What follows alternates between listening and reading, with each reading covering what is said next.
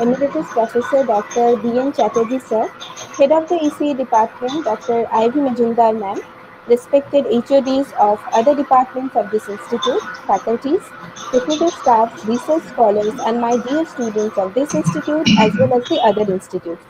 I heartily welcome you all to the final day of our webinar series on sustainable energy. Today we have with us two of the eminent professors who will be enlightening us with their ideas. First, we have Professor Shubir Sharkar sir with us, who will be delivering his talk on non-conventional solar cells, developing cost-effective sustainable green energy. Before he starts the session, I would like to take the opportunity to read out his bio sketch and introduce him to our audience. Professor Shubhesh Sharkar sir has completed his B.Tech, M.Tech and Ph.D. from Institute of Radiophysics and Electronics, University of Calcutta, and postdoctoral from Virginia Commonwealth University, USA. He worked around 10 years in industry like Oil and Natural Gas Corporation as executive engineer and 29 years in universities like IIEST and Jadavpur University in different capacities. He was the head of the Department of Electronics and Communication Engineering, Jadavpur University during 2011 to 2013. He has authored 6 engineering textbooks published by CRC Press USA, Arctus House USA, Pan Stanford USA, Eschand and Company Private Limited, India. He has already guided 56 PhD scholars, 21 R&D projects sponsored by different Government of India funding agencies. He has published more than 710 technical research papers in archived international national journals and peer-reviewed conferences. His research areas nano devices and low power VLSI circuits, computer networks, digital water marketing, and RFID.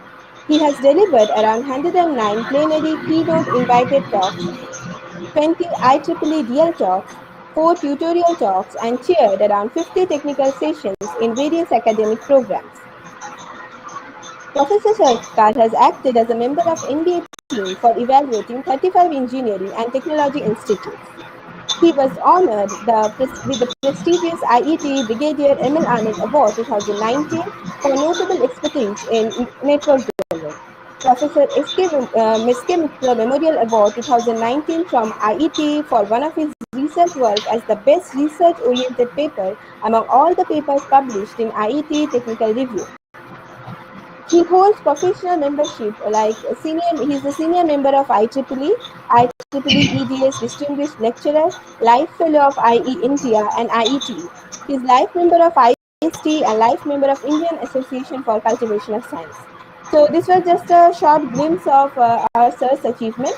Now I would like to request sir to please start his session and enlighten us with his wonderful talk. Please sir, over to you.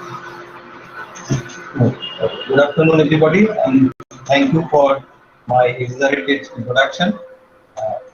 And today, he already mentioned that what is my topic of discussion.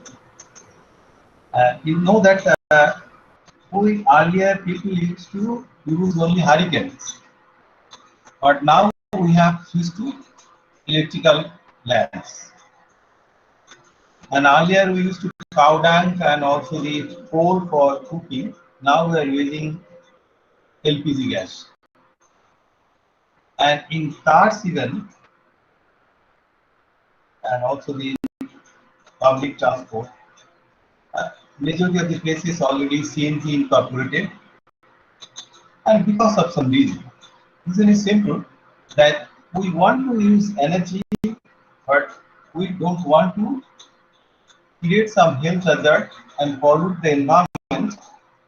So that is our requirement, that it should not, energy that we are using, it as its waste, it should not degrade the atmosphere or environment. So that is the basic purpose. And moreover, you see that we are using oil, coal, all fossil fuels rather, and nuclear power also. But if we go into the details, you'll find that these resources are limited, and obviously within few years they will be exhausted and they will vanish from the world. And moreover, if we see that they are localized in a particular area of the world, not uniformly distributed all through the globe. And hence, only a portion of the world, as for example, in coal, gas, or oil, you will find that Middle East is the Middle East and Russia, uh, majority of the oils are produced there, and other countries are to purchase that, and so they it is also not economically viable for all the countries, and that's why energy, we have to think for some energy, and also you see that it will be vanished within few years. So that means it is insufficient for so far our requirement is concerned. So that's why we want some energy that should be plenty and more than our requirement all through the globe, and it should have four pillars. That's economic, political, environment, and society. That means the energy should not be non-economic. It should be economical. It should be supported by the political persons, and obviously it should not pollute the environment, will not create any health hazards. So this should be the criteria for those energies. But the current existing energy sources are limited, localized, and will be vanished within few years. And hence, people are forced to think for alternative energies. And these alternative energy is plenty in nature. That is basically the solar energy. And you know that solar energy is amount of energy is more than our requirement all through the globe. First thing. And second, it has not created any. It not normally don't create any uh, health hazard or environment pollution is not being done by that. Then obviously question why people are not using it for fast. The people use it but not in mass scale, because these solar cells, that solar energy is efficiency is very less, and also it is not economical. But nowadays, now the people has already developed and also trying to develop some equipments, some devices, so that we can get more efficient, less expensive solar energy. That's renewable energy. That is. And earlier, the solar cells are normally by silicon, but it is obviously expensive. And nowadays, lot of different varieties has come into the picture. And out of that, some are still expensive and some are less expensive. But obviously, those who are less expensive, they are short-lived. They exist for a short period of time, and their efficiency is much less than the silicon solar cell efficiency.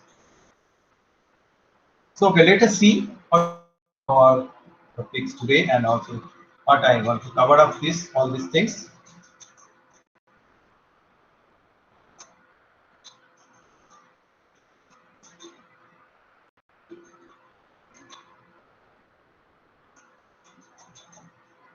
Is it visible, please?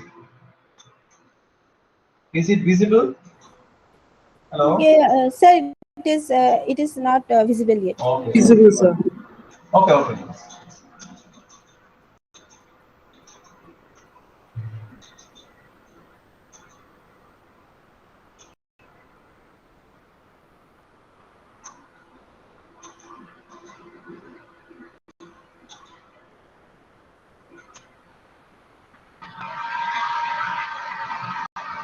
Yes. Now it is visible. Yes, yes, sir. Your Appearing. screen is visible now. Okay.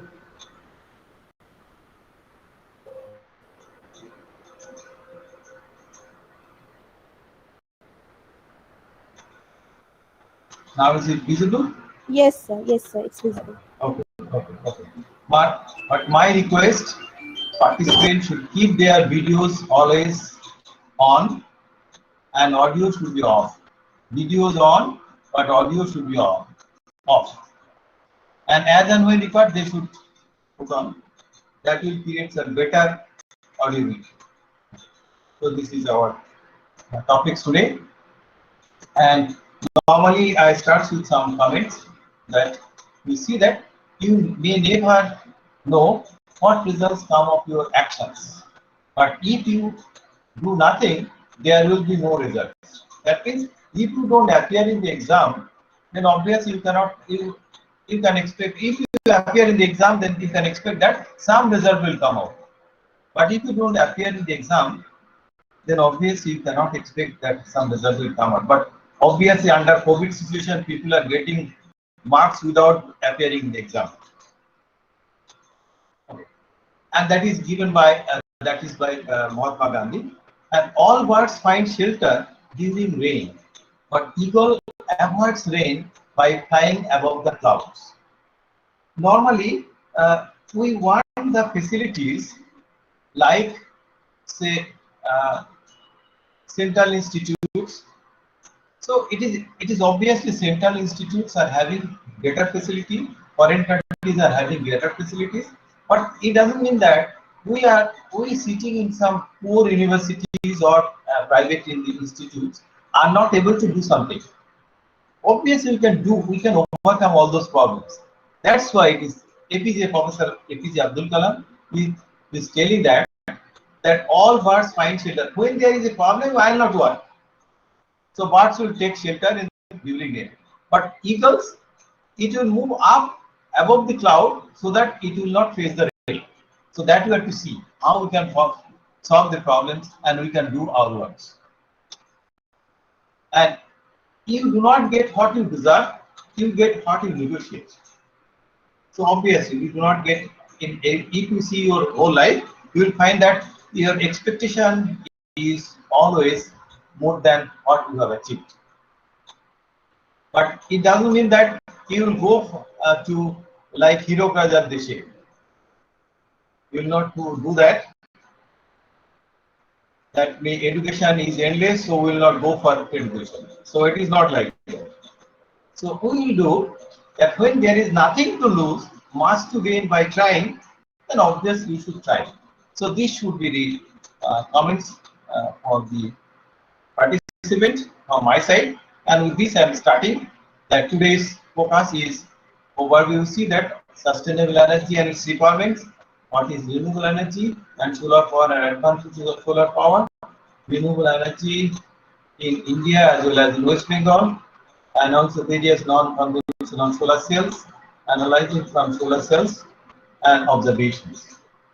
But you will find that if we go to the solar system, we will find that we are top, at least uh, in the first position in some solar areas. Like our largest power plant, solar power plant, is in Rajasthan, and its capacity is 2250 megawatt generation capacity, and this is maximum. But obviously some others also we have. In West Bengal we can make some pride that in Durgapur we have the largest solar tree to the world. All over the world is Durgapur is having the highest solar tree. It is in CMRI campus, within the CMRI campus. I'll give a glimpse of that. And also we have in Sagar Digi, Murshidabad district, we are planning, already started planning to develop floating solar panel. We'll give a view of that. And also we have some other activities and it's going big way, but uh, whether it will be economically viable or it will be used by the peoples or not, that is point of question. And also you see that we'll describe it also. If we use the solar panels, then even we can use the barren land also. So for you see that in Bakura and Purulia, that districts, lot of lands are remaining uncultivated, barren lands. But sun is there, sun is everywhere. So we can use that land. Already Bicom Solar already using it. They started using. Well, I will give that details also a little. Okay. So sustainable energy and its requirement. Sustainable energy can be defined as a form of energy that can be utilized again and again without putting a source in danger of getting depleted, expired, or vanished. That should not be there. Examples is hydroelectricity, biomass, geothermal, wind, wave, tidal, and solar energies. What are the requirements? Sustainability requires that the four legs that I have mentioned, that economic, political, social, and environmental, are considered to be equally important. The sustainable energy resources must be economically viable, potentially supported, socially equitable, and environmentally acceptable. So this should be the criteria for sustainable energy.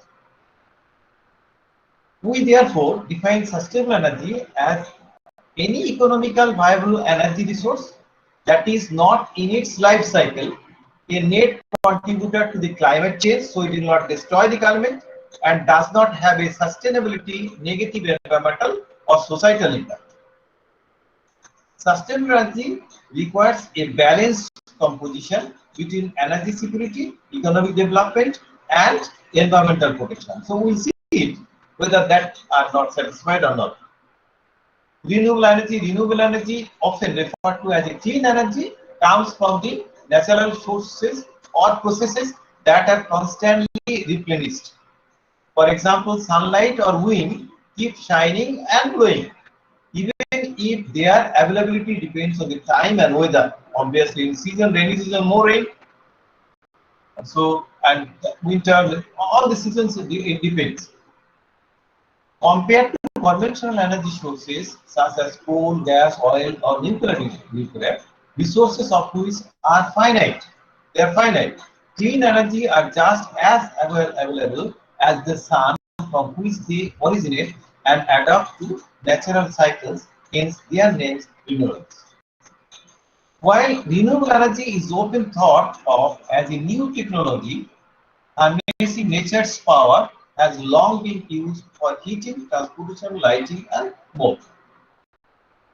Even some inter-rural communities rely on the renewable energy for heating and lighting. In West Bengal, Sagardeep also a lot of areas being used, and now in Purulia also, Bankura, Purulia district also, there people are using. I'll give the data. As renewable use continues to grow, a key goal will be to modernize India's electricity grid, making it smarter, more secure, and better integrated across regions. And that is non-renewable energy, that is we call also dirty energy.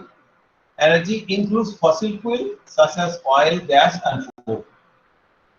The non-renewable resources of energy are only available in limited amounts and take a long time to deplete.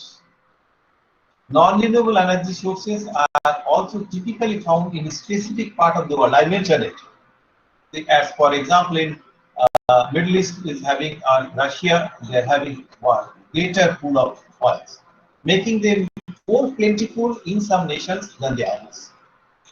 By contrast, every country has access to sunshine and wind. That is everywhere. There is no discrepancy in wind and sunshine getting. When prioritizing non-renewable energy can also improve national security by reducing a country's reliance on export from fossil fuel-rich nations.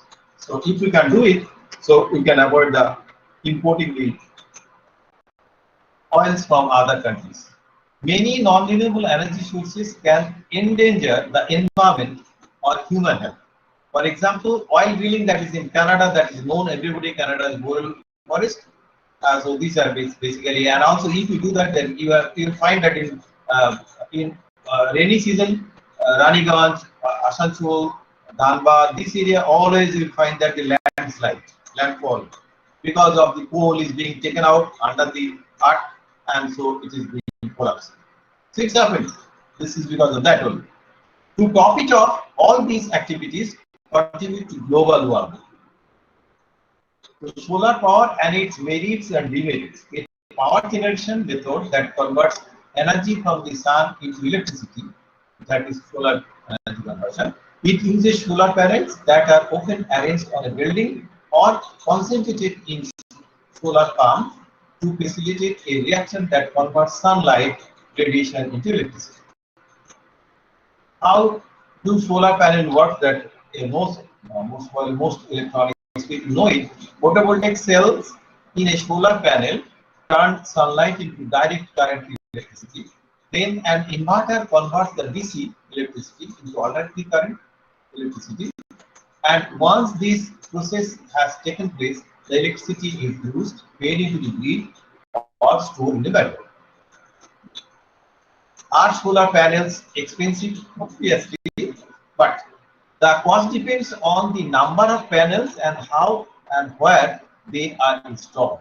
But generally, solar power is becoming more affordable every year. Solar power is the crucial future production method in the move to clean energy. And as economic of scale drive prices down, and its importance will only increase. What are the advantages then? The main advantages is that it is a renewable, clean source of electricity. Solar power is also scalable. That means it can be deployed on an industrial scale, or it can be used in to power a single household. When it's used on a small scale, extra electricity can be stored in a battery or fed back into the electricity grid. Or you see that for your information, mission, they are totally by power supplied by solar panel. They have put on one of our big college building. They are fully sufficient. Even sometimes they are supplying it to West Bengal University Board. They are uplifting it into grid, West Bengal Electricity Board grid, and they are getting back money from the electricity. Overall, the sun gives off more energy than we are ever need. So sun energy is more than our requirement. The only limitation is, that is our limitation is there. What is that? Is our ability to convert it to electricity in a cost-effective way. That is our inability. And it is a limitless solar energy. The sun provides more than enough energy to meet the whole world's energy needs. And unlike fossil fuels, it wouldn't run out anytime soon. As a renewable energy source, the only limitation of solar power is our ability to turn it into electricity in an efficient and cost-effective way. These are the drawbacks of our part. Solar power is a key source of energy. The sun provides us with more energy than we could ever use, and no one can monopolize the sunlight. So it cannot be done. Your solar power system will start saving money from the moment it's turned on. However, the advantages of solar power are best visible in the long term. The longer you have your solar power system, the more you enjoy the benefits of solar technology and support the environment. Solar energy, a clean source and environment friendly. The most commonly known fact about solar energy is that it represents a clean green source of energy. Solar power is a great way to reduce our carbon footprint. There's nothing about solar power that pollutes Mother Nature. No greenhouse gas emissions are released into the atmosphere. when we use solar panels to create electricity. Starting on your home is a great way to show you care about the environment. So if you start from your house, so obviously we can think that you are loving the environment. No fuel burn. So it doesn't require any fuel to generate solar energy to electricity. After solar panels have been installed, operational costs are quite low compared to other forms of power generation. Fuel isn't required, and this means that solar power can create large amount of electricity without the uncertainty and expense of security of fuel.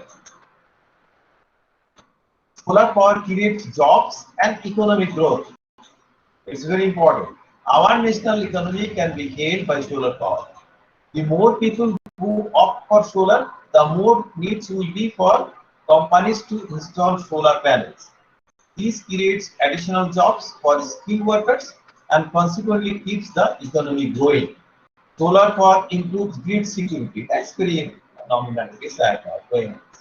And solar power causes less electricity loss. Yes, because electricity needs to be transported from big power plants to end consumers via extensive networks. So you can see it from and long distance transmissions equal power losses. Solar panels are on your roof to get energy from the sun. Rooftop solar power is helpful in increasing electricity efficiency considering the very short distance. Your energy economy becomes domestic, and as a result, you are in control of your own electric bills and energy uses. Furthermore, solar power systems are durable. The chances of service interruption are reduced. That means lockdown, this shutdown, and also the power fault will not be there. Solar power can use underutilized land. That's very important. Some lands are lying vacant. With the increasing need of solar energy, it's become easily accessible to most of us. Across countries, there are vast lands that are far away from big cities or capitals and are not used for anything at all. In our state also, Bakuria, Purulia, and also in Darjeeling areas also, lot of areas are there, they are not used at all. With solar power, we can actually make use of the land and subsequently generate great value. Solar energy provides a source of power for everyone, and in this way, we don't need to use high-priced land that may be used for some other purpose in the big cities. So I just did for a relief. I'm going for a questionnaire session, and I'll put the question for 10 seconds. If I don't get any answer from the participant, I shall give the answer and I'll skip it. Okay. So this is the first question. Which city has largest single solar plant?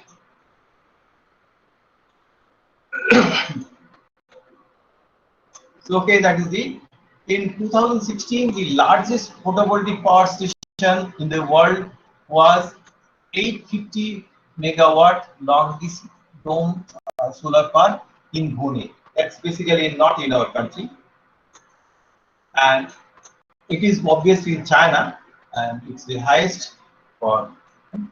Next question is, which of the following is disadvantage of renewable energy? High pollution, available only in few places, high running cost, unreliable supply. Will you try, please? Okay. Oh, yes. Sorry, I've given the answer already. Answer is D. D is unreliable supply. And an explanation also given. Question 3. Wood is a renewable resource. Is it true or false? Wood is a renewable energy resource. Is it true or it's false?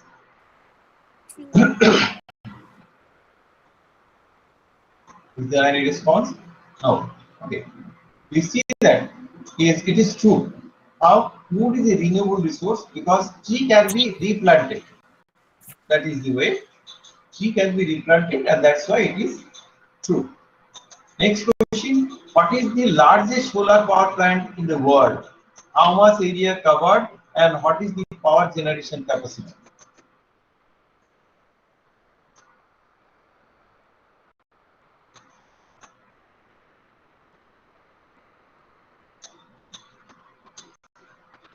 Okay, this is proposed, and Badla Solar Park, it is in Rajasthan. That is the world's.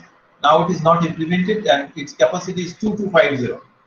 Earlier it was in China is 2000. It is 2250. The Badla village in Rajasthan, Jodhpur district.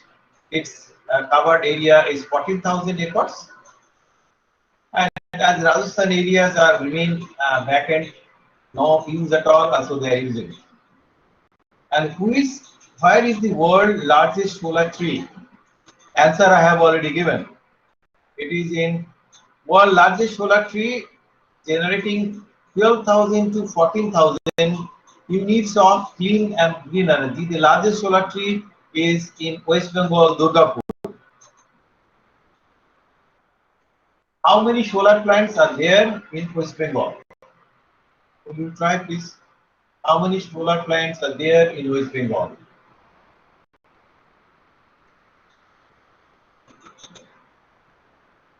Yes. No. Sir, 6. Follow? Six. Yes. Yes, six. Six solar power plants in West Bengal. Major. And very minor players also. And what is the India's largest floating solar plant to come up in, oh, it's in Sagar Digi already I have given. So Sagar Digi, but it is in Madhya Pradesh also, Narmada rivers, there is a floating plant here, solar plant. Means it is in the water. It is floating in the water, and it is in Sagar Digi of Murshidabad district in West Bengal. And but the largest will be coming. This is currently largest, but the largest, more higher largest one will come in the Narmada river in Madhya Pradesh. It will come in 2023. That's already started. What started, and capacity is more than this. Uh, how can I get government subsidy for solar panels? How can I get government subsidy for solar panels? Anybody? This is just for you have to apply, and then with some documents, then you will get it. Okay, that is the case. To avail subsidy, the coverage, these are the points that you have to follow. And next is, where is the largest wind farm located in India? Jaisalmer, Wind Park, Rajasthan. These are the four. So which one can you try, please? Anybody? Where is the largest wind farm located in India? Okay, it is in that is Tamil Nadu. And where is the first oil well drilled in Asia? Where is the first oil well drilled in Asia? Karachi, Assam, Tokyo, and Sri Lanka. This one. Well, obviously, question I have given, that means it should be in India. So only one India was there. So you should gaze and you should give the answers. Okay. And it started in 1889, that is in Assam. And how many nuclear power stations are there in India? 5, 6, 7, 8. Which is correct? Can you tell please?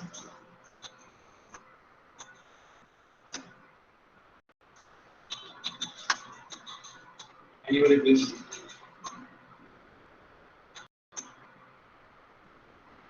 No, sir. Okay. So answer is 7. And next, what is the size of an individual solar cell? At least you should know. Electronics people should know what is the size of the solar cell used in the solar panel. The size of the solar cell, it is a square. I am telling the reply is it is a square as the size. And what is the size? What is the side length size? Can you tell please? Anybody? No, it's in the lower. So an individual solar cell is 6 inch by 6 inch is square, having each side 6 inch, and they are used in solar panel. What is the voltage and currents of a single solar cell? Average, not exactly, but average. What is the voltage and current of a single solar cell that normally used in the solar panel? Any idea? Any gauging? Anything, please? No idea, no gauging, nothing. Okay. Okay, answer is approximately zero point 0.6 to zero point 0.6 volt, and current is 30 milliampere per square centimeter. And next question 11. The current produced by the solar cell can be given by which one?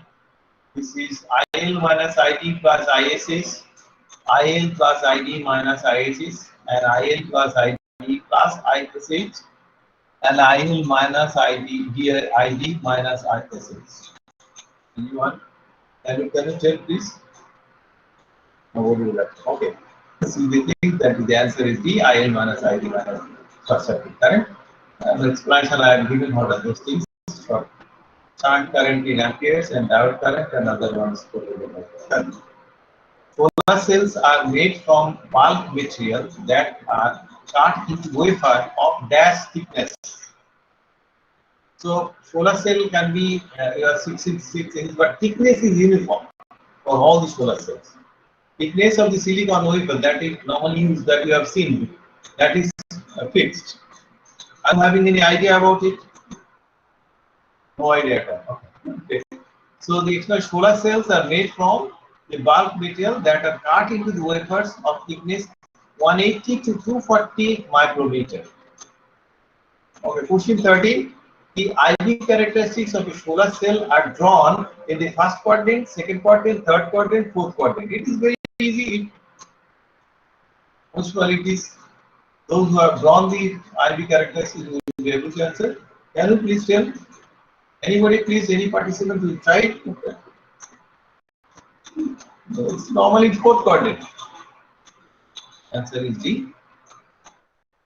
Which of the following should not be characteristic of solar cell material? Which of the following should not be the characteristics of the solar cell material? Are you having any idea about it? High absorption, high conductivity, high energy band, high availability. Anybody please? Any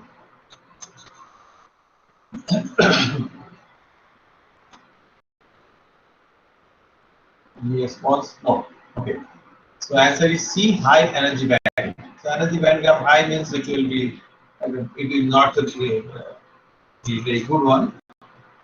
And what is the maximum possible output of the solar array? Say of 60 cells. So 250 watt per meter square. And the current density of a photovoltaic cell ranges from, I think I am to reply, 40 to 50 milliampere per centimeter square. Nuclear energy is a renewable energy. True or false? If you tell me. Nuclear energy is a renewable source. True or false? It's very simple. Will you try, anybody please?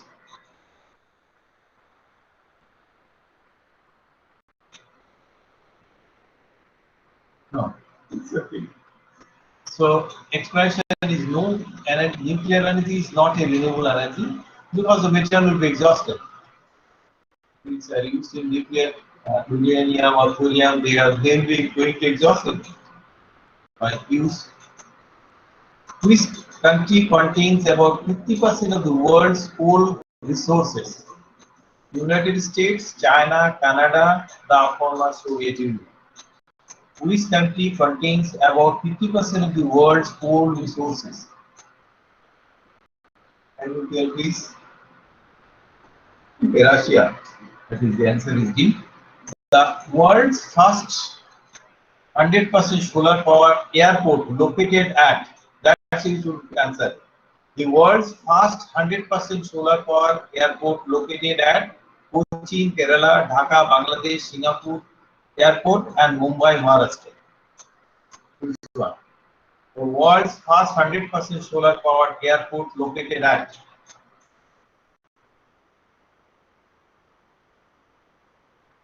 No reply. No reply. So Okay. they are answering in chat box actually. Oh, they are answering, but they can Yes. still by what? Here I am just iterating mode, so they should give it. Okay. If anybody wants to answer, they can unmute and answer. Yes, so Right they now, can put on their audio and they can tell, and then they can go up, put out. okay. Actually, but they have answered several questions They in the chat. are, they have answered in the chat box. They Yes, are sir. Yes. writing in the They chat were box. responding in the chat box. Yes. Okay, last question. This is last question. Will give anybody will give the answer, please? This is the last question. I'll go to the talk again. We are very much proud that it is in India. So will you then tell, They are please? telling that it is coaching. Already they have Yes, told. yes, Cochin, They yes, have Cochin, written. Kerala, yes, 100% right. Cochin International Airport, the fourth largest airport in India in terms of international traffic, now entirely on solar power. Okay, thank you. We are going to the talk again. Back to the concern talk again. So solar power panel size. There are many different types of solar power panels available on the market, which that can vary with efficiency, wattage, manufacturer appearance, and more. Panels can also vary in the number of silicon cells they have. A solar power panel is made of photovoltaic cells arranged in configuration that and obviously in matrix form. It is just like a matrix element in mathematics that can contain 32 cells, 36, 48, 60, 72, and 96 cells. But most commonly used are 60 and 72 cells. Others are also limited use. Today, most people install their 60 or 72 cells panels for their installation. Traditional 36 cells, nominal 12 volt, and 72 cells, nominal 24 volt solar modules work well in battery charging applications. An individual solar cell, as I have mentioned in the questionnaire session, that it is 6 inch by 6 inch size, square size. The traditional solar panels come in two common configurations: 60 cells, that is 6 columns and 10 rows, and or 6 columns and 12 rows. The standard dimension for each options are 60 cells, that is 39 inch into 66 inch, and 72 is 39 inch into 77 inch. And the ratings and other things we have mentioned it. 60 cells, width is 39 inch, height is 66 inch, and depth is 1.3 to 1.6 inch, and weight is 19.2 kg, and average power generation capacity is 325 watt. And 72 cells is normally 36 inch width, and height is 77, and 1.3 to 1.6 depth, and weight is 21.8 kg, and power generation capacity is 365 watt. And other cells, normally they are not popularly used, only some limited applications. So I will get that other details. And how to calculate a solar panel output? How will calculate it? Normally simple. Its calculation is wattage of the panel multiplied by the hours that is available, sun hours. How many hours sun is available in that place multiplied by 75%. So if we consider the 250 watt solar panel, and it is being placed in a place where sunlight is available for 5 hours, say, in that case its wattage is 250 into 5 into 0.75, that is equal 937 kilowatt watt hour. If we divide it by 1000, then it will be kilowatt hour. So it is equal to 0.937 kilowatt hour, that is one unit, rather nearly equal to 1 unit. Unit of electricity is kilowatt, 1 kilowatt hour. And this is the electricity output in watts of solar panel manufacturers. These are the different manufacturers all through the world. Their minimum power generation capacity, maximum, and average. So you see that the most significant is LG. LG also is in this run, and obviously that's why you can consider that it is obviously the solar system is getting more importance, and others also see that these are the companies all through the world, and they are manufacturing and their rating is there. So according to your use and applications, your requirement, you can select any one. Say Amri Solar, that is 240 minimum, 330 maximum, and average is 285. And the how solar panels, how many numbers we require. That's for suppose system size is 4 kilowatt, then average annual product rate is requirement is 5,000. Then we require 10 to 12, 60 cells, 60 cells panel, 12 to 10. Similarly, 5 kilowatt it will be 13 to 15, 8 kilowatt, 22, 24 numbers, and 10 kilowatts it is 25 to 29, 12 kilowatts 30 to 35, and 20 kilowatt 50 to 59 number of panels. That's needed for generation of this transformer to provide this service. And we have say Indian scenario. Let us see what is the Indian scenario. Then what are the plants normally available? They see that here the what are the plants, solar plants, name of the plant, location, power generation, and area cover. So it is in Ultra Mega Solar Park in Vikunta. This is in Anantapuram, Andhra Pradesh, and its power generation is 1500 megawatt, and it covers 7924 acres area. And Badla Solar Park, that is in Rajasthan, Jodhpur district of Rajasthan. Its back capacity is 2250, largest in the world. It's not completed yet. It is going to be completed very soon, and it covers 14,000 acres area. And Pavagada Solar Park, that is in Palahani, Karnataka, in 2,000 megawatt. It is Tampur district basically, and 13,000 acres. And Karnool Alta Mega Solar Park, again Karnool is in Andhra Pradesh, 1,000 megawatt. It covers 592 acres. And Rewa Alta Mega Solar, which is Rewa in Madhya Pradesh, 750 megawatt into 1990 acres area. World largest floating solar project to start in MP, Madhya Pradesh, by 2023, as I have mentioned. Its capacity will be 600 megawatt solar energy project to be constructed at Omkareshwar Dam on Narmada River at Khandawa district. What is the largest solar power plant in the world and how much area covered? Badla Solar Park, that is 252 megawatt.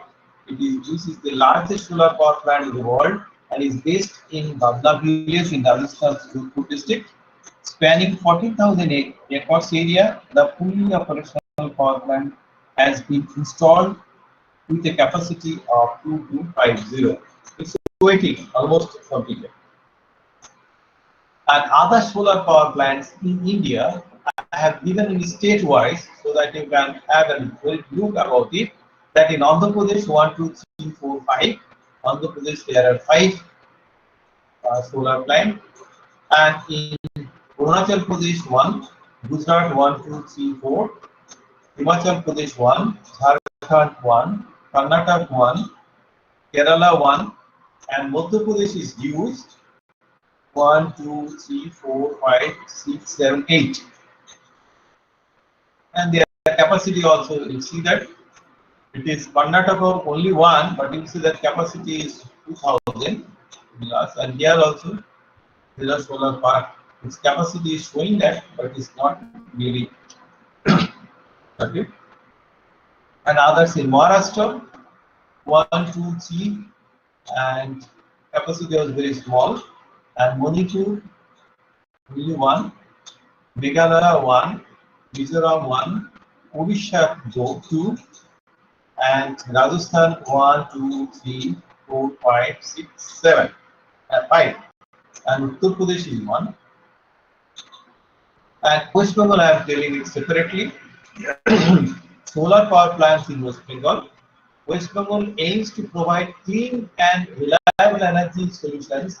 Keeping that in mind, the first project was set up in West Bengal in 2018 with clients ranging from consumer durables, auto and auto ancillaries, and education textiles.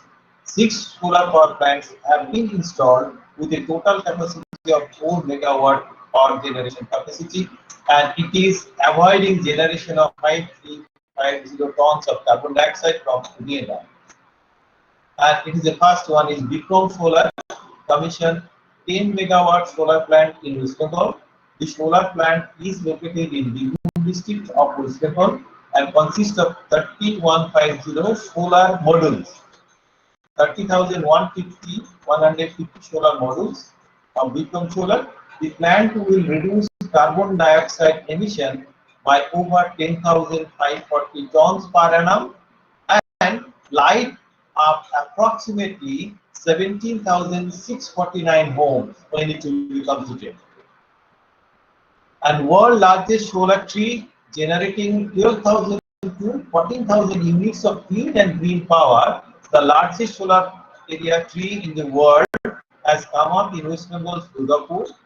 Installed at CSIR CMRI residential colony Durgapur, the solar tree has the capacity of producing 12,000 to 40,000 units of power annually. Also, the designing of the tree has ensured the highest exposure of the every solar PV panel to sunlight. So the placing also very important. The tree also incorporates cutting-edge technology like the Internet of Things for inspection of agricultural fields, real-time humidity, and soil analysis. India's largest floating solar plant to come in Sagodigi, and also 2023 it will be in Narmada Dam in Madhya Pradesh. This floating solar plant with 5 megawatt, and there it was Madhya Dam capacity, will be the largest in its kind in India so far. But it will be in next one in 2023 in Madhya Pradesh. And you see that this is the solar plant that is floating solar panels. You see that the floating solar panels, normally that should be used that way, and something it can be floating just on the water, but it can be this. And you see that in China, this is in China, the world largest array of floating solar panel in China, its worth is 2.6 gigawatt. You see that this is the China's the biggest one, which is floating. And some small level industries in West Bengal. That is, we are from the sixth one is more and major is implemented, but some solar concerns, they are doing some business in solar areas. That is, Ken Group, Solar Kolkata, and Sun Shell Power, Jyoti Solar Power, Bengal Sun Solar Energy, Bloom Solar West Bengal, Ambience Indicor Private Limited, Green Watt Solar Energy, Vikram Solar Limited, Vikram Solar Limited. This is located in Malta. This is located in Malta, West Bengal. That is a renowned place. And Bharat Solar Energy, Surya Shakti Manufacturer, Vitanjali Lab Enterprises, Nest, Elisa, Bloom Solar Private Limited, Green Solar Energy Solutions, Bloom Solar Kolkata, Solar Power and Energy, Galaxy Solar Power Private Limited, and Solar Power. So these are the units available in all West Bengal. Some maybe some one I have missed maybe. And then I am going to the renewable energy plants in India. Kotam in India, Kotam is a foreign company. They have actually that's mobilizing this solar area in India. Kotam launched its operation in India in September 2012, establishing an office in Delhi. It has been focusing on building its solar portfolio ever since, making significant steps in the business. Kotam focuses in all its operations on sustainability, environment, and society. That is three things: sustainability, environment, and society. In June 2018, Kotam signed an agreement to sell their part 54% share of its solar power company operating solar power plants into India to UK Climate Investments, another company 40%, and Elite Affiliate 40%. Elite Affiliate has other options also, they have also in other places, but Amrit is a Kotam's concern. The Amrit is a Kotam first power plant in India, and it was acquired in 2013 with a nominal peak capacity of 5 megawatt and annual production at the level of approximately 9 gigawatt hour. This plant was constructed at the as a part of the Jawaharlal Nehru National Solar Mission. Kapeli is one of the Kotam's first greenfield solar projects, done in 2014-15, and it has an annual yield of 20 gigawatt per year. The 10 megawatt solar plant offsets more than 18,000 tons of carbon dioxide emission annually, so it can stop it. Badla solar power plant was commissioned in 2017. The capacity is 7 megawatt AC and annual yield is 158 gigawatt hour. Pavagoda is our newest 100 megawatt solar park in Tumkur district of Karnataka. It was connected to a grid in December 2017, and this solar plant is Kotam's fourth and so far biggest solar energy project built by them. In this partnership, Kotam will retain a significant minority ownership in the solar power company and continue to provide operation and maintenance services based on a long-term agreement. In June 2018, Kotam owned the right to build up a 250 megawatt solar power plant in Pagoda Solar Park in Karnataka, India. The capital expenditure was approximately 160 million euro. The plant was fully commissioned by August 2019. And these are the places you see that these are the office is green triangle, green, and factory is at yellow. So 1, 2, 3, 4, and this is the office as the Gurgaon. And this is the you see that the power plant in India, that is only Kalli, Vatla, and Parvana. This is the capacity, and this is the share of the Kotams. And the R&D, research and development, that also be part of the Kotams condition, and charge and drive in India. Kotams has also some R&D activities in India. One example is Solar to Go pilot project started in March 2018. In 2017, Kotam signed a memorandum of understanding with NPCC for India, and that's we are using nowadays.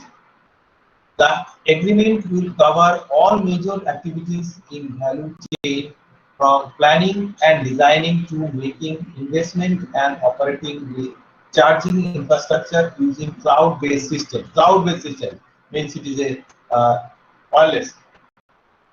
As a first step, the Kotam installed one 22 kilowatt AC charger as a pilot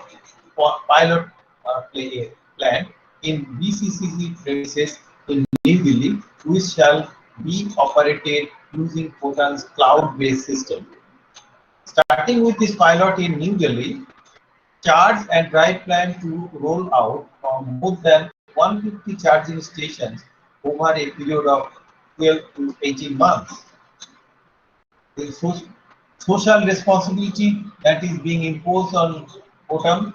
Social responsibility is important part of Kotam's operations. In 2014, the company equipped 3 schools from Bilora, providing schooling for over 1,200 students with solar power infrastructures, no electricity. only solar for electricity.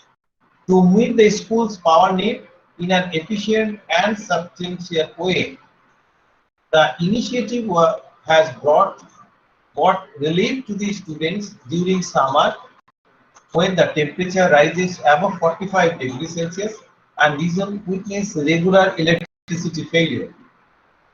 This has significantly increased students' attendance level, that is, school fault that also been reduced level reaching 96% from a mere 50% earlier.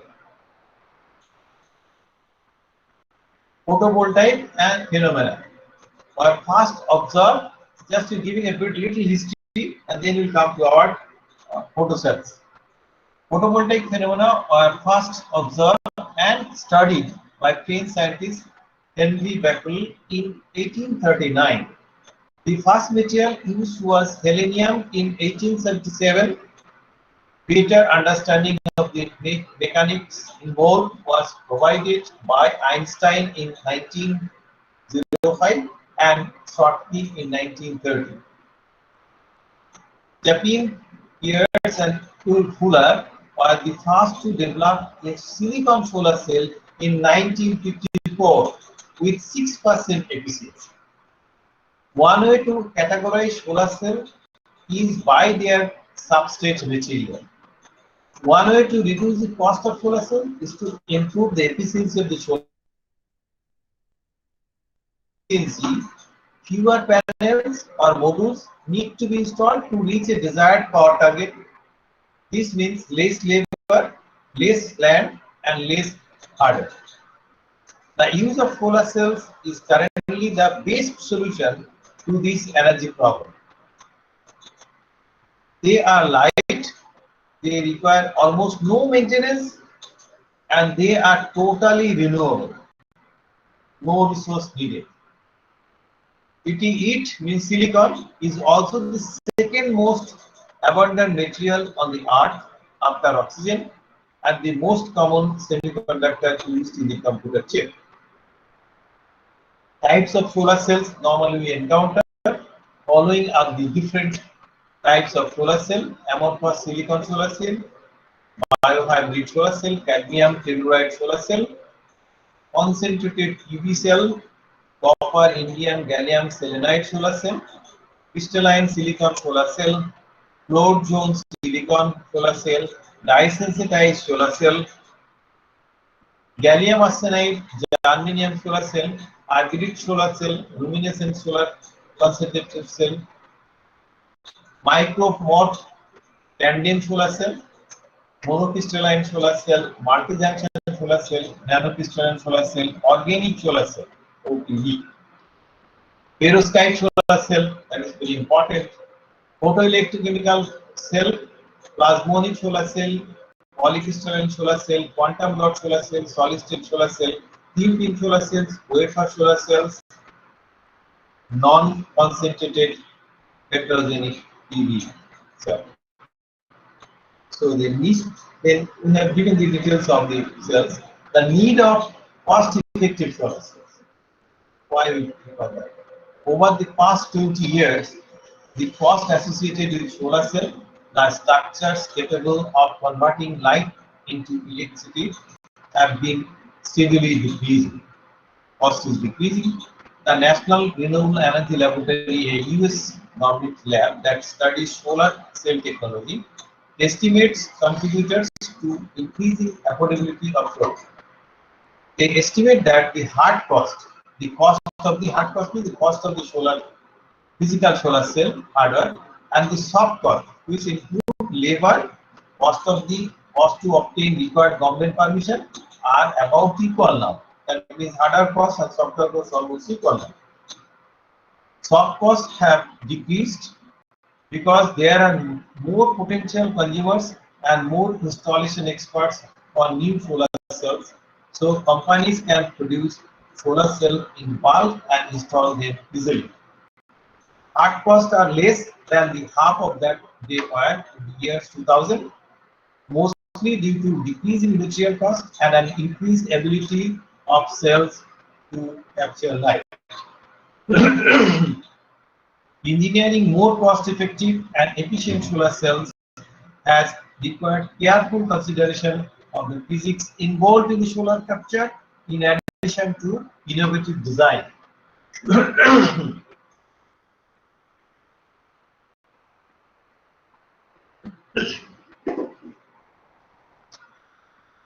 So then what is our concern? A renewable carbon-free, carbon dioxide-free power source, the environmental impact of solar power is significantly smaller than other power generation. So we are safe in that respect that carbon dioxide are not generated in while generating solar power. The impact is mainly related to the production and supply of special material and metals that are required to produce solar panels. So that is our concern. That materials, good materials for less costly solar cell and efficient solar cell are not available. So we have to search it. It's there, but we have not yet established.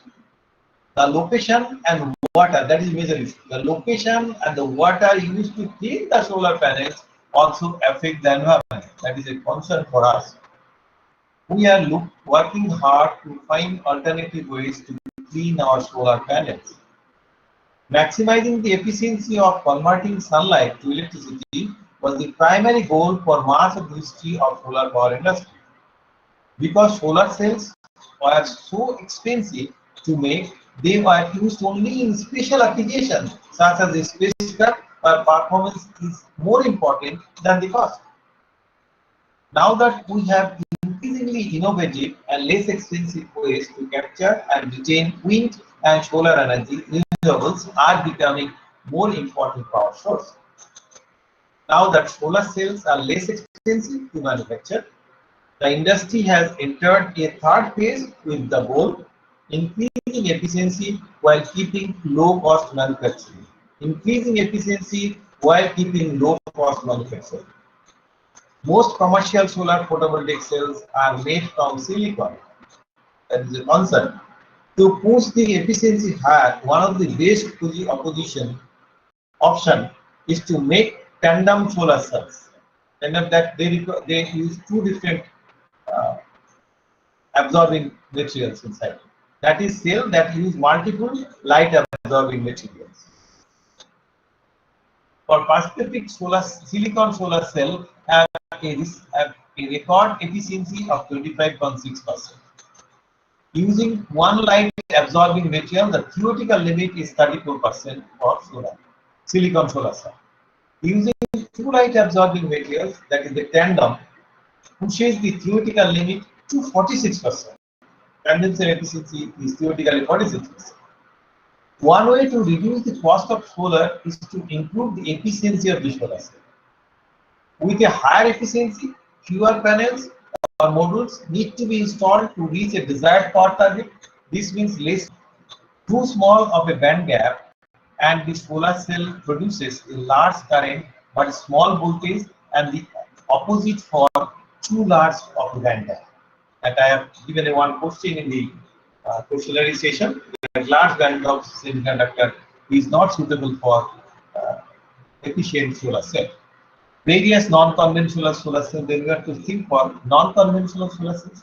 There are several non-conventional solar cells having mixed characteristics in terms of cost, lifespan, and efficiency.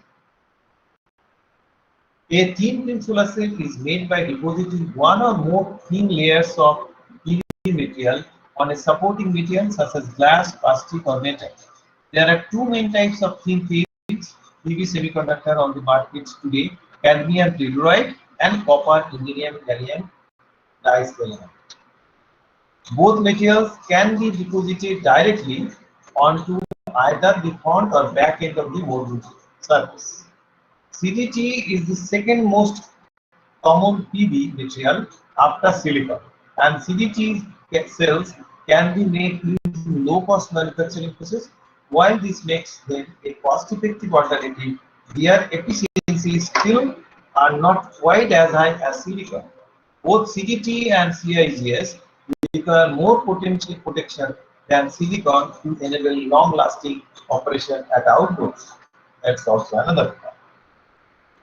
Perovskite photovoltaics. Perovskite solar cells are a type of thin film cell and named after their characteristic crystal structure. Perovskite cells are built with layers of materials that are printed, coated, and vacuum deposited onto an underlying support layer known as the substrate. They are typically easy to assemble and can reach efficiencies similar to crystal silicon. In the lab, perovskite solar cell efficiencies have improved faster than any other PV materials, PV from 30% in 2009 to 25% in 2020. To be commercially viable, perovskite PV cells have to become stable enough to survive 20 years outdoors. So researchers are working on making them more durable and developing large-scale low-cost manufacturing techniques. Organic photovoltaic, that's also very important nowadays. Organic PV or OPV cells are composed of carbon-rich compounds and can be tailored to enhance a specific function of the PV cells such as band gap transparency or color. OPV cells are currently only about half as efficient as crystalline silicon cells and have shorter operating lifetimes, but would be less expensive to manufacture in high volumes. They can also be applied to a variety of supporting materials such as flexible plastic, making OPV able to serve a wide variety of uses. Quantum dots photovoltaics. Quantum dot solar cells conduct electricity through teeny particles of different semiconductor material just a few nanometers wide called quantum dots.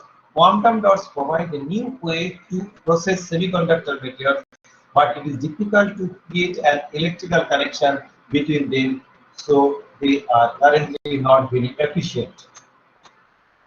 Multi-junction photovoltaics, that's a very important one. Another strategy to improve PV cells efficiency is layering multiple semiconductors to make multi-junction solar cells.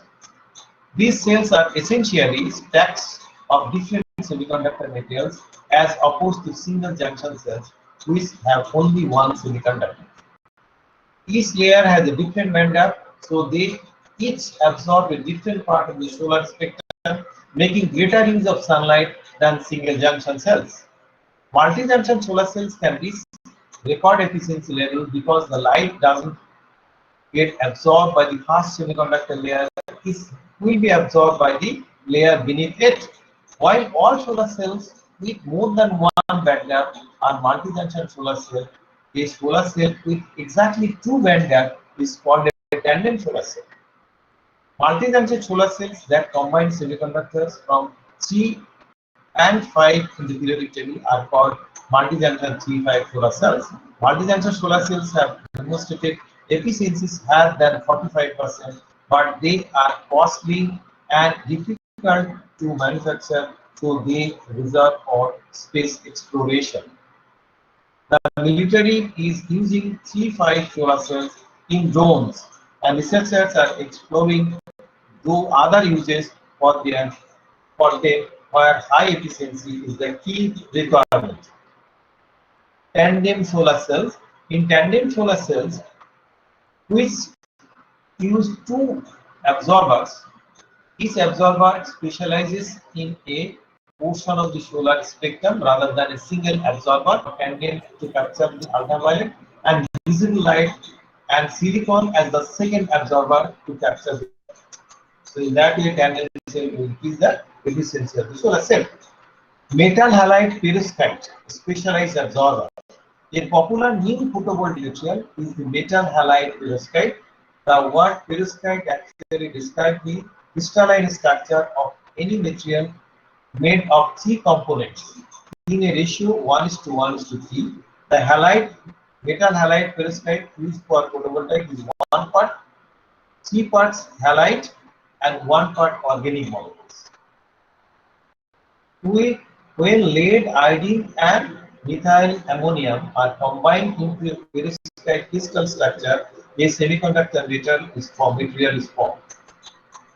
The metal halide perovskite is a rare and exciting material.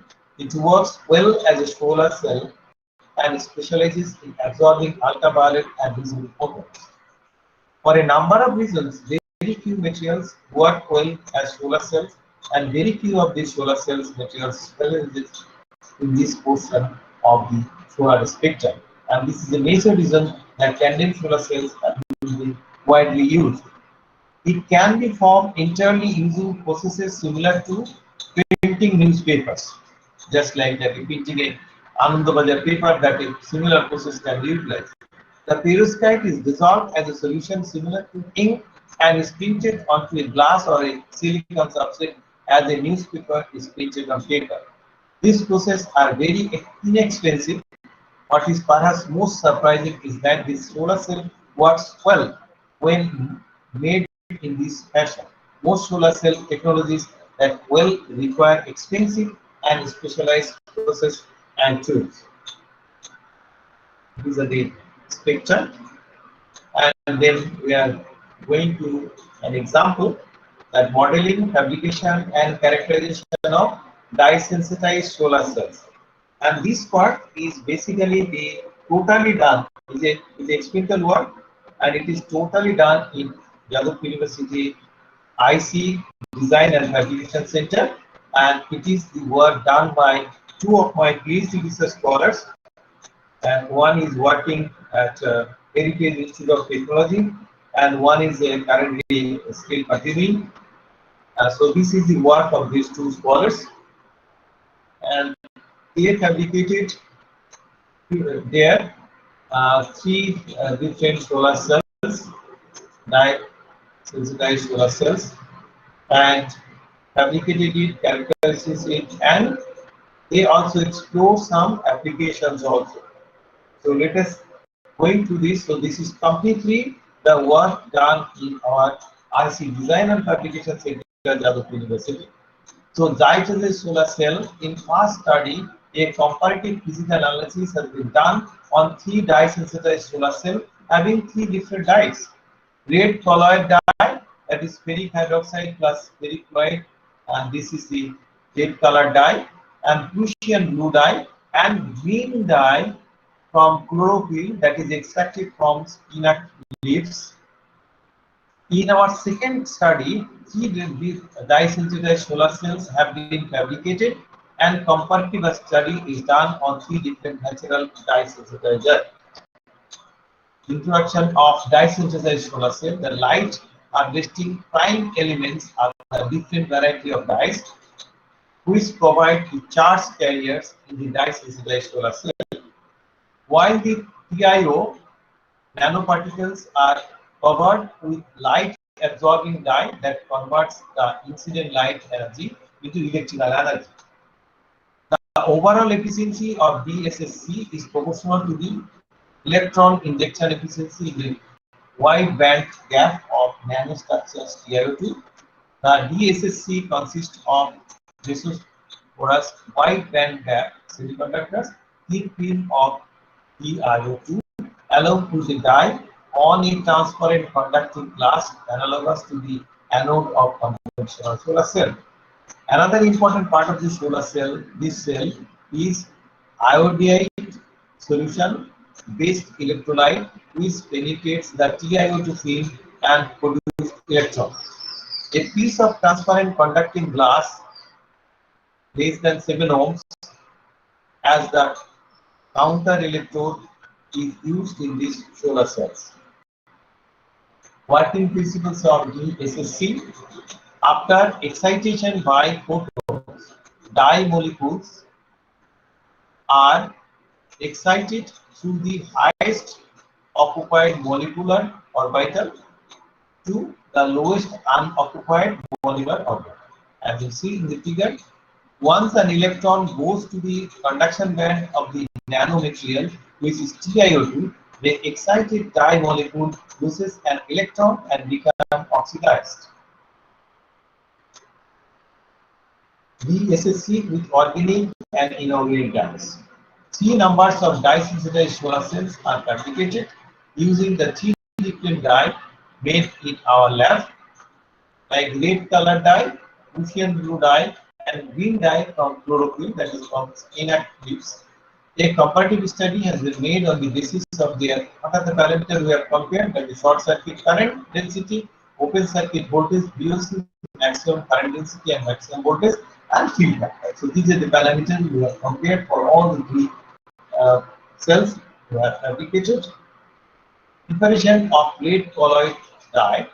Chunk of ferric fluoride were taken and pulverized in a mortar pestle. Deionized water was added to it to make a solution of ferric fluoride. 30% pure ammonium solution was taken, and by slow addition of deionized water, a dilute solution of ammonium hydroxide was obtained. The ammonium hydroxide solution was added drop by drop in the ferric fluoride solution. The precipitate was obtained and collected with the help of a filter paper and added again to a beaker containing fresh ferric fluoride solution. The resulting solution, due to this crystallization reaction, was a colloid and was red in color. It is the process of converting a precipitate into colloidal form by shaking it with some dispersing medium in the presence of small amount of dielectrolyte. The precipitate absorbs one of the ions of the electrolyte on its surface. This causes the formation of positive and negative charges, which ultimately disintegrates into smaller particles having dimension of the colloid. When the freshly prepared ferric hydroxide precipitate is added to ferric fluoride, which is the peptidizing agent, Fe3 ions are absorbed onto the surface and breaking up the small sized colloidal particles. This and this takes place, and this is the reaction chemical equation for that. And this is the method that is being done in our lab. This preparation of red colloidal dye in the red dye. You see that this is the crashing in the ferric fluoride, filtering of ferric fluoride solution, then precipitation obtained after filtering, and red colloidal dye in the lab, addition of obtaining precipitate of ferric fluoride, colloidal solution of the red dye, and Prussian blue, that is, so this is another dye that's not, it is also the some process is being followed. The two separate solution of 4 gram of ferric fluoride in 100 ml of deionized water and 2 gram of potassium cyanide in 200 ml of deionized water, and this way we have made this uh, solution. And then the preparation method is this: the potassium cyanide solution, formation of Prussian blue as precipitate, and preparation of green dye, that is a different one, that is a special one that we made it by spinach leaves. The spinach leaves were subjected to extensive grinding in a mixture grinder at a very high speed. 50 ml of deionized water was obtained, was then filtered and precipitate were separated. The dilute filtrate was heated at 100 degrees centigrade Celsius for 5 minutes. The solution started simmering, and chlorophyll automatically got separated from the solution and filtered to get the precipitated chlorophyll. It was diluted with ethanol, and thus the final dye was made. The two types of chlorophyll are found in spinach. The chlorophyll was A and chlorophyll B. Expression of formula is this, and this is the process normally that is being done. Preparation of chlorophyll, the spinach leaves being cut into smaller pieces, and then chlorophyll obtained from the leaves, and heating of the chlorophyll deep clear coated IQ glass, and then preparation of electrolyte. The iodine electrolyte solution was prepared by dissolving 0.125 gram of 0.05 mole iodine in 10 ml of water pre-ethylene glycol, and then adding 0.83 gram of 0.5 m potassium iodide. The solution was subjected to magnetic stirring and stored in a dark container. You see that the ethyl glycol being used in electrolyte preparation of ethylene and final iodic electrolyte solution. Deposition of TiO2 on I2O coated glass. The I2O coated glass was washed twice with deionized water and isopropyl alcohol in order to remove the dust and impurities from the surface. With the help of a mortar pestle, a paste of 3 grams of TiO2 nanopowder was made by adding drop by drop ethanol in it until the paste attaining the stage of a watery shampoo. The conductive side of the glass was checked carefully and I2O coated glass was kept to a plate with the conductive side facing up. The tapering was made in such a manner that the 0.4 centimeter tapped from 3 edges and 0.8 centimeter was tapped from the other edge. So one is kept it little more space because we have to make an electrical connection from that side. By spin coater, the film of TiO2 was developed on the I2O glass. The TiO2 layer was initially left to dry and settle on its own for 10 minutes and then was mounted on a hot plate for 20 minutes at 150 degrees Celsius. These steps resulted in a properly deposited uniform layer of TiO2 on the conductive side of the I2O glass. 3 pieces of TiO2 coated glass film are prepared by spin coating method. This is the see that the thin film making on I2 glass substrate TiO2 nanopowder deposited TiO2 on I2 glass coating of TiO2 thin films on I2 conductive glass substrate and fabrication of solar cells. That was preparation of the substrate. Solar cell with different dyes. Solar cell 1. This TiO2 film was immersed in the red dye for 30 minutes and then taken out carefully. It was left to soak for 10 minutes and mounted on a hot plate for 5 minutes in order to dry the glass side properly. 2 drops of the electrolyte are added to the TiO2 and dye coated first slide, and immediately the second slide with carbon coating was placed over it. 2 binding clips are attached to the sides. Will show it how it is being done, and the sides with 0.8 centimeter exposed glass surface are left open to attach the electrodes for electrical measurement purposes. You see that is the thing, the solar cell with red dye, TiO2 coated I2 glass with red dye, and carbon coated I2 glass, and this is the DSSC with red colloidal dye. That is the final product. And next is solar cell with Prussian blue. The second sample of TiO2 coated glass was immersed. We have made 3 I2 glass, 3 TiO2 coated glass. The second glass we are taking. First we have used already for red. TiO2 coated glass was immersed in Prussian blue dye for 45 minutes and then taken out carefully.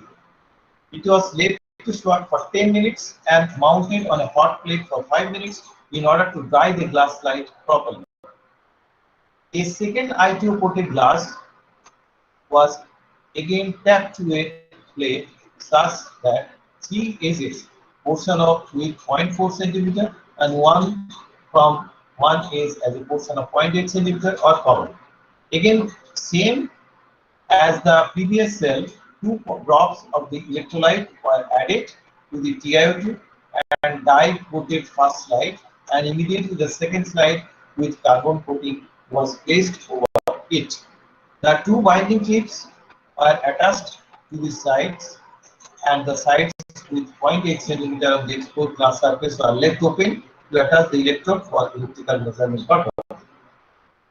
You see that this is DSSC with Prussian blue dye, and solar cell with green dye from chlorophyll. The third sample of TiO2 coated glass was immersed in green dye of chlorophyll for 45 minutes and then taken out carefully. Similarly, it was left to soak for 10 minutes and mounted mounted on a hot plate for 5 minutes in order to dry the glass slide properly.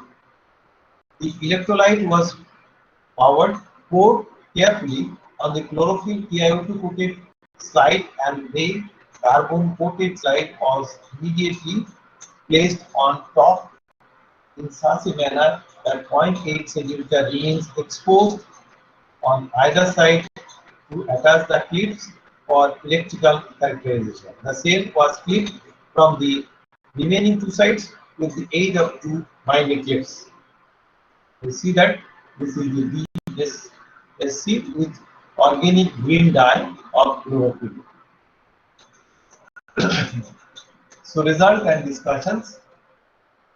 You see that with the same result of TiO2 coated thin film, and this is the, you see the right side is XRD pattern of TiO2 nanoparticle, and the spin coated TiO2 film on the I2O coated doped glass substrate has been examined through ACN result. The morphography of these films has been observed that the particle size are around 50 nanometer. 3 different colors of dyes are applied on these films. The XRD result is also compared with same level. So the BI curve of 3 solar cells.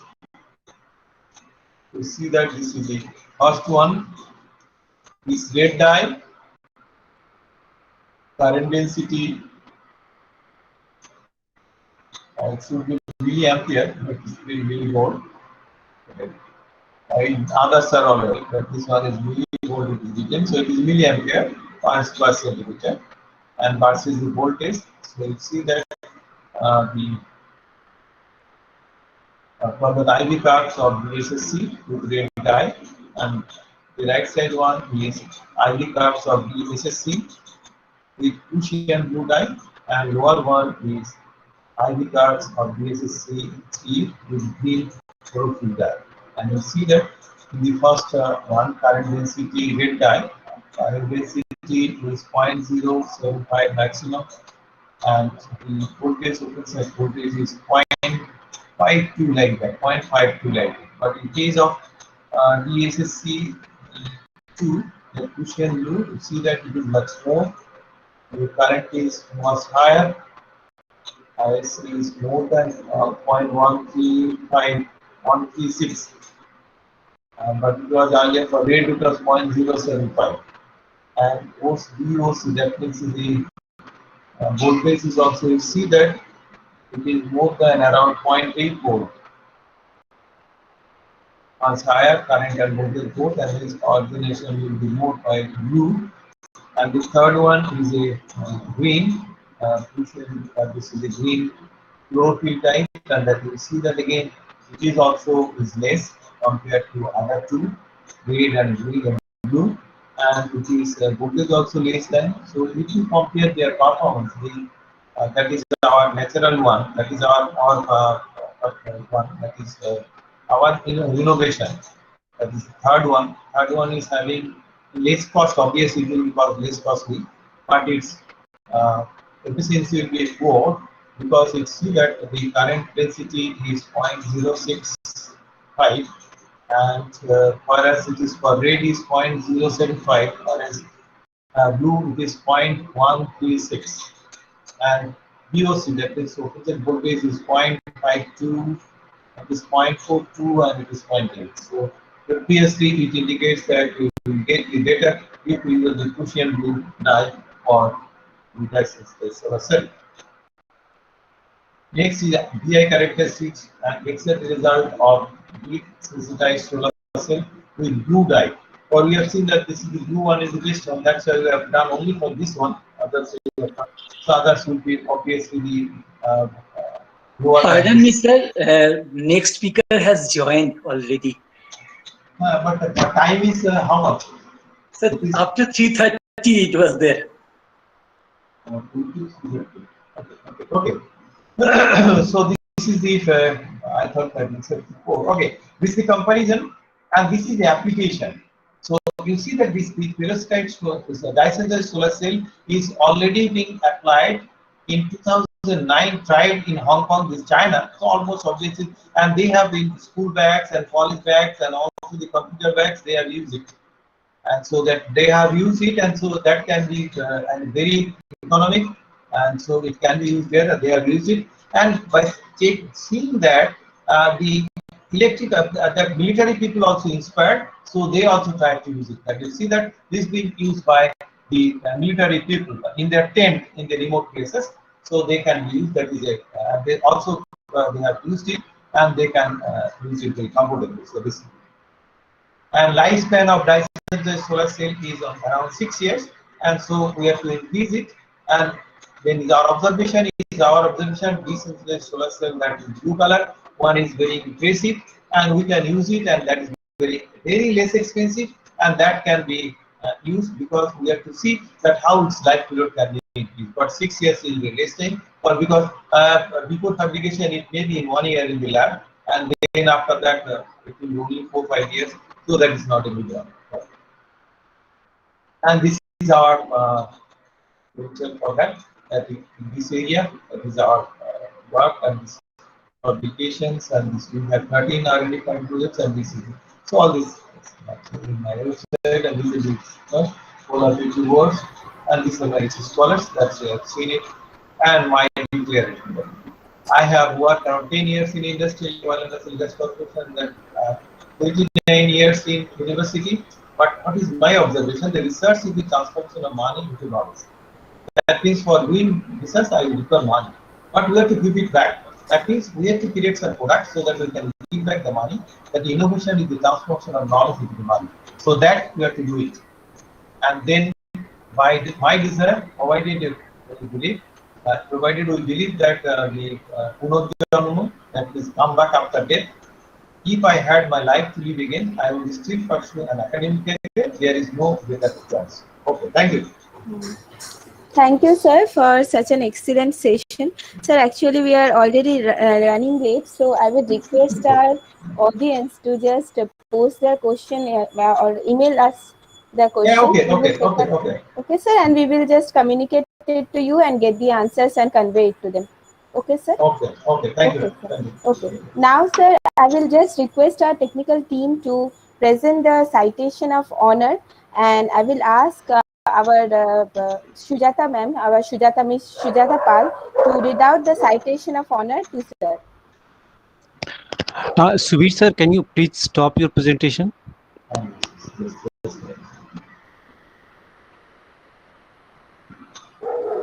Thank you, sir.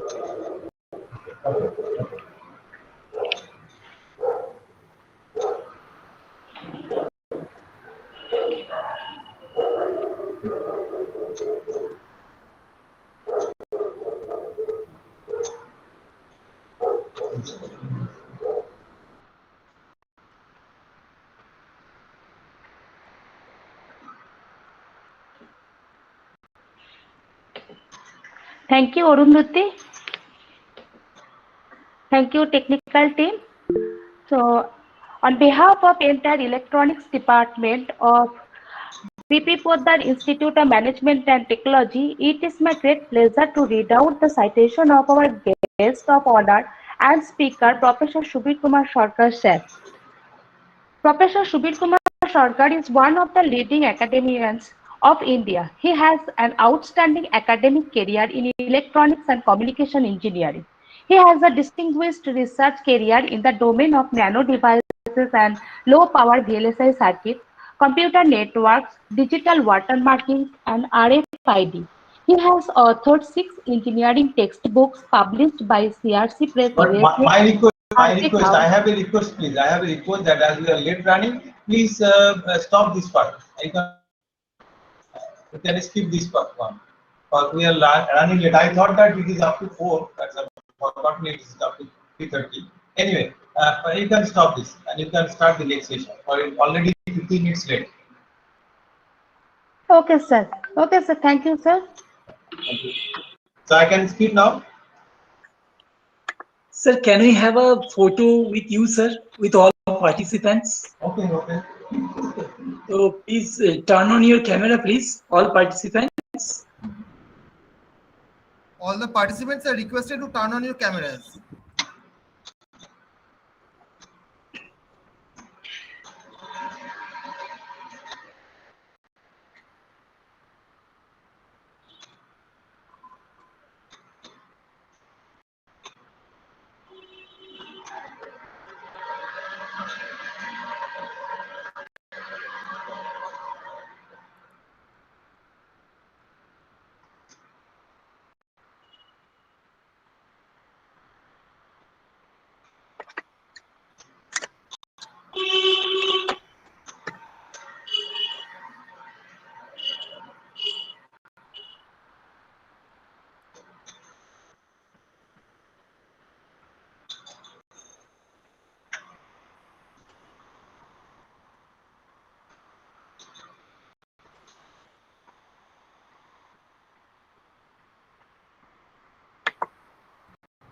Thank you all.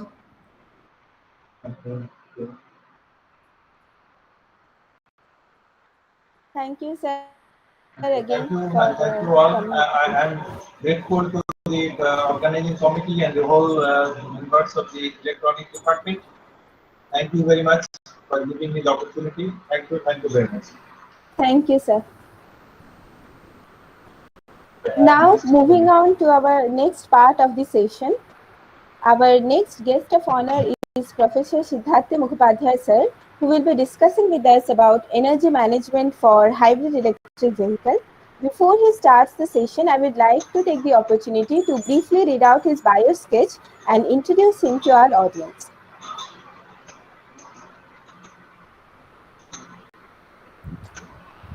Now, Siddhartha Mukhopadhyay, sir, received his BTech honors, MTech and PhD all from IIT Kharagpur in 1985, 1987 and 1991, respectively. He joined the Department of Electrical Engineering, IIT Kharagpur in 1990. Currently, he is a professor in the Department of Electrical Engineering and Steel Technology Center, as well as the Dean of Alumni Affairs and International Relations. He was the professor in charge of the Center for Railway Research during 2010 to 2014 at IIT Kharagpur. His current research interests are in CAD and verification of AMS circuits and systems, integrated vehicle health management, tracking and guidance, industrial automation, and cyber physical systems. He has co-authored about 200 technical papers in national and international journals and conferences, textbooks on the industrial instrumentation, control and automation, an edited volume entitled Measurements and Instrumentation Trends and Applications. He has also recorded about 70 hours of video lectures under NPTEL and also a web course on industrial automation and control. He has executed several consulting and research papers in the above areas sponsored by government research funding agencies like DRDO, ISRO, DIT, to name a few. He has received the Young Engineers Award in 1999 from Indian National Academy of Engineering, the Young Scientist Medal in 96, and Indian National Science Academy and the UGC Young Teachers Career Award in 1993. That was just a brief glimpse about our sir's achievement. Now I'd request sir to start the session by sharing his slides. Please, sir. Yeah, thank you, madam. Thank you, sir. Welcome, everybody. I must have created the confusion somehow. I'm not a dean anymore. I was dean at some time. Right now, I'm the head of electrical engineering and energy science. But all this is really irrelevant for this purpose. But first of all, I think we should have a 10 minutes break, because you have already listened to a very engaging and complex lecture on solar cells, as I understood, for a long time. So it is, I think that we should have at least a 5 minutes break before we start. Otherwise, it goes against basic principles of pedagogy. So shall we start five minutes later? Okay, sir. So let's start about after 5 minutes. Yeah, I think people should get a break. Otherwise there's no attention. Right? Okay, sir. Thank you, sir. Thank you.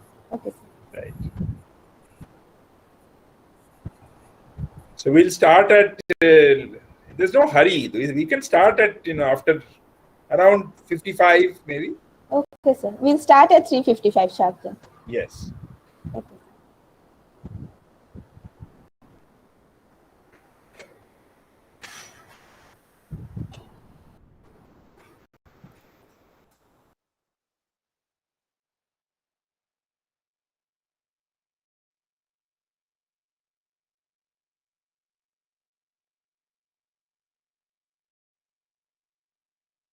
So some of you, there may be some people waiting. So I just wanted to, is there anybody here?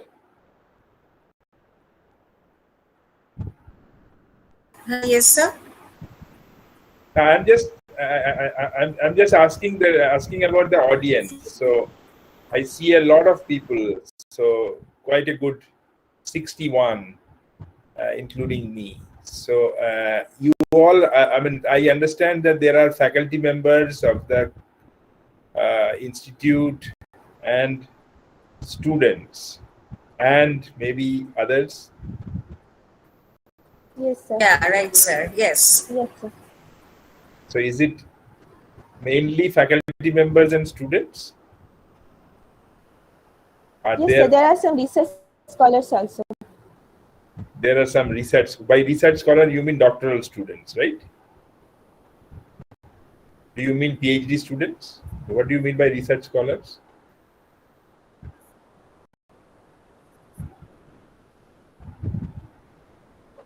Some of our faculty members, they are also doing research Right. work. Just they are doing the PhD work, so they are also there. Okay.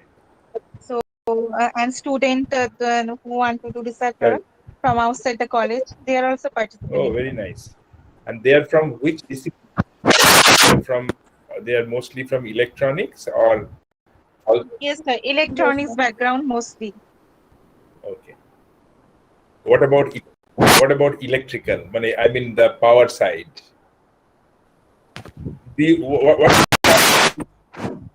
There is a feedback, it looks like, but do you have an electrical engineering department? Yes, sir. We have an electrical engineering department, sir. Okay. Do you have mechanical engineering department? No, sir. We are not having that. We Oh, have you're- electrical. Electrical, electronics, computer science, Computer science and IT, sir. and IT. Okay. Okay. So everybody's from electrical sciences. Good.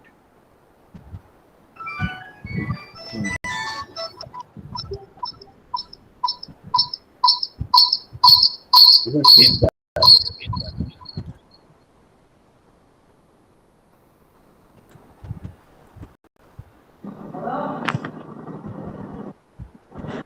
So faculty member from electrical departments has also joined. Yes, that's very nice. And are there undergraduate students also? And from electrical department, I guess no. Okay. But from electronics department there are. Yeah.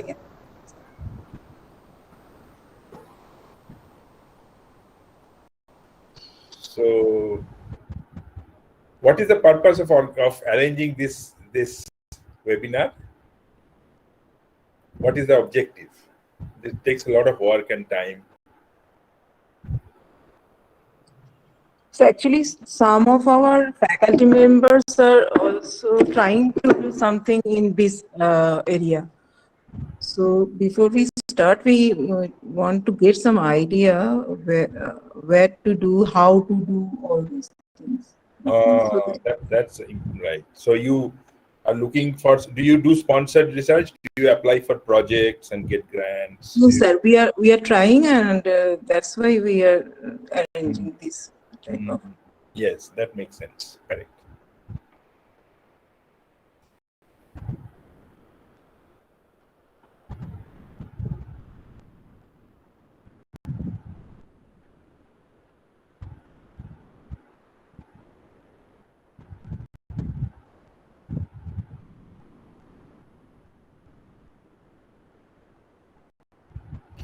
Okay. I'll just be back in 1 minute. It's okay, sir.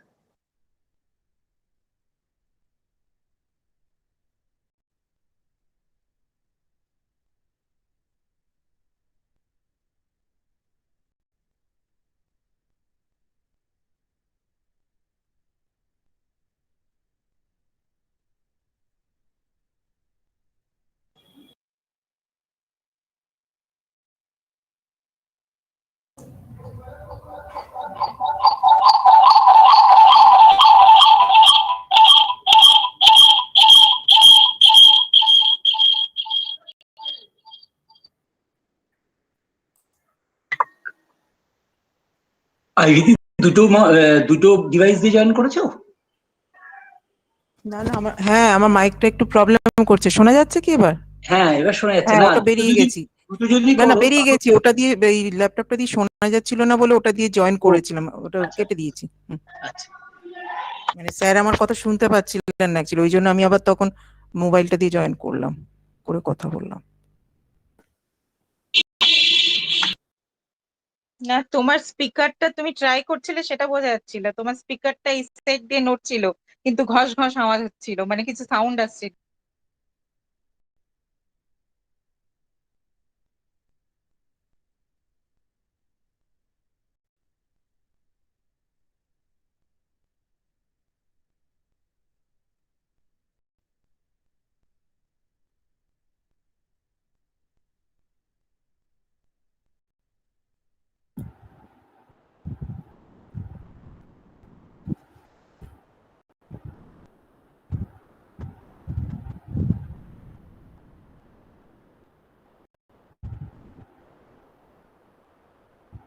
Yeah.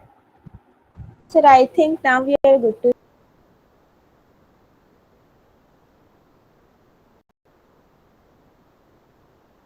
Presentation.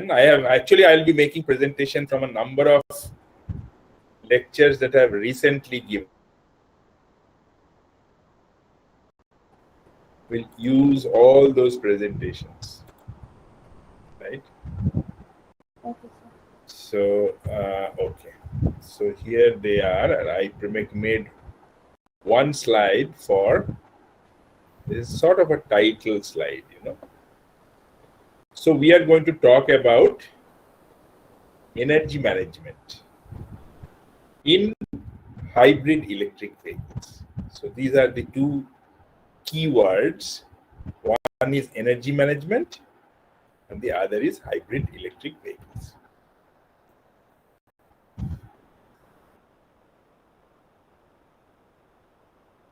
My acknowledgement in the beginning. Large project funded by Government of India and Tata Motors.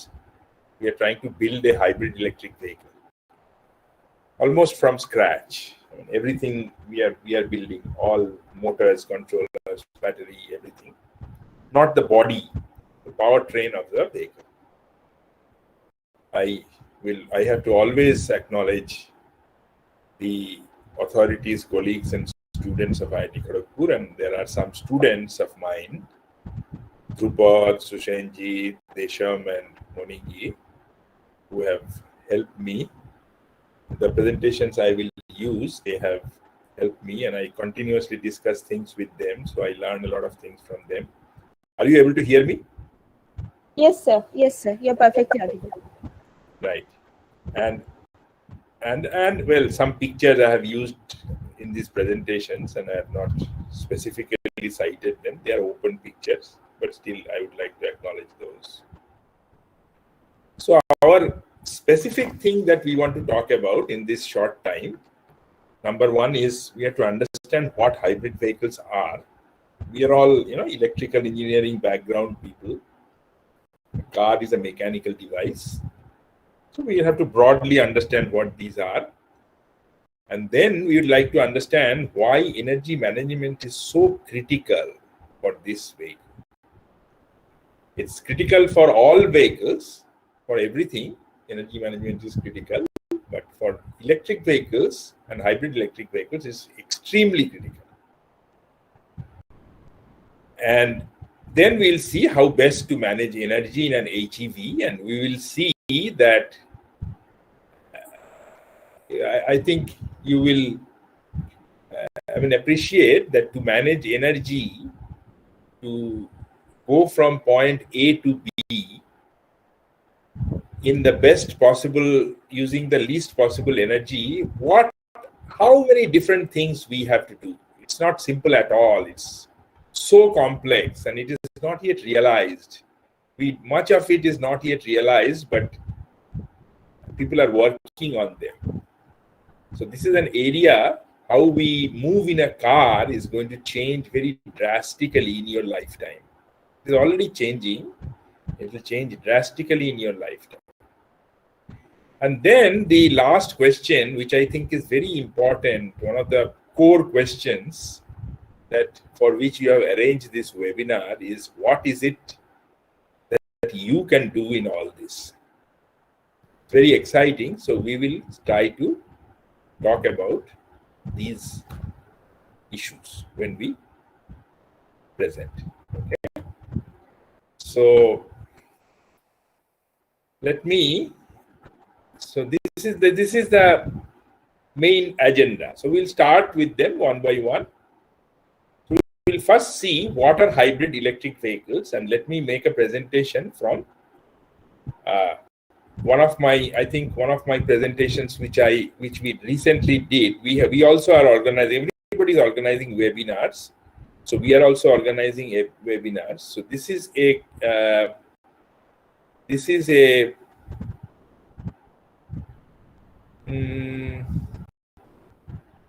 hold on.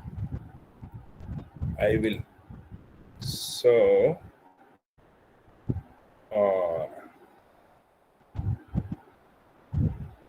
Yes. Recently, I gave a talk in a webinar which we organized with the University of Edinburgh. So in the University of Edinburgh, we gave a talk. So I will use those slides also. But first, let me begin with this lecture. This is a lecture which I gave to a technical university in Germany. So to students, so it is that way appropriate. So let's start here and try to understand. So what are electric vehicles? We are talking about hybrid electric vehicles. Hybrid electric vehicles is a class of vehicles, the type of electric vehicles. There are many types of electric vehicles. For example, the main idea is that if you see a normal car, this is a conventional IC engine driven car. So you have an engine, then you have a clutch, then you have a transmission or gearbox, and then it is connected to the wheels via differential. We are considering a front wheel drive. So this is the powertrain architecture of a normal car, conventional car that we ride. So what happens in an electric vehicle is there could be different types. So there are electric vehicles which are where this engine is replaced by a motor, completely replaced. The engine is removed and a motor is fixed, and that motor is driven from a battery. They are often referred to as EVs, also sometimes called battery electric vehicles. Similarly, there are some other types of electric vehicles where, so we call an electric vehicle hybrid when there is an engine. When both are present, then we call it a hybrid electric vehicle. So we have series hybrids. Do I have a picture for series hybrid? Yes. So what happens in series hybrid electric vehicles is that an IC engine drives a generator, electric generator, which charges a battery. So this is always running. It is not connected to the wheels, but it's always running. It is not connected even when the vehicle is standing, it is running. Even when the vehicle is running, it is running. Its job is to charge the battery when the battery gets depleted. On the other hand, there is a motor which draws its power from the battery and drives the vehicle. So the vehicle is always totally driven by the motor, but the motor gets power from battery, and the battery is charged by a generator which is run by an engine. So actually all the energy is coming from the engine, but you see that the engine and the motor are not mechanically coupled. They are electrically coupled to the battery. Do you see that? On the other hand, if we had parallel hybrid electric vehicles. In parallel hybrid electric vehicles, there is an engine and there is a battery driven motor, but they are coupled mechanically. So the torque coming from the engine and the torque coming from the motor can be added, and they can drive the vehicle. So this is the difference between series and parallel hybrid vehicles. So we'll be mainly for this talk today, we'll be talking about parallel hybrid vehicles. So there are various ways that you can connect a motor to a parallel hybrid vehicle. So this is one of the ways. This is called a P2 architecture. So you see that the motor is mounted on the same shaft as the engine, with two clutches on the two sides, and so you see that these are the. Are you familiar with motors?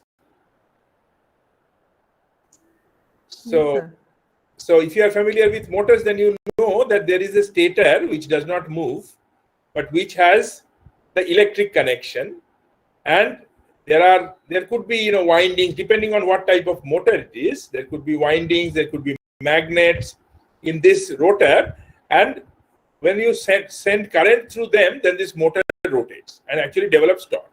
So if you don't excite the stator, then this motor will be just a mechanical body. It will not generate any torque.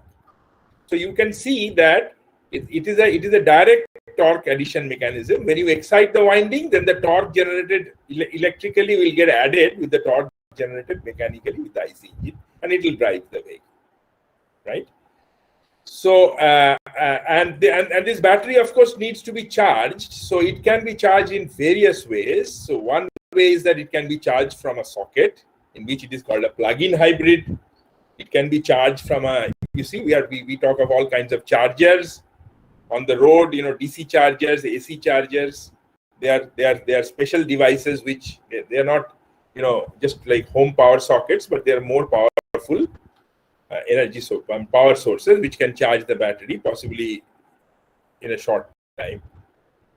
And sometimes you can charge the battery. So you see that in this, we'll be mainly talking about this arrangement. And in this arrangement, you will show you now that there are energy flows can happen in many ways. So let me show you that from another presentation which we made to the University of Edinburgh. So now we come to this slide again back.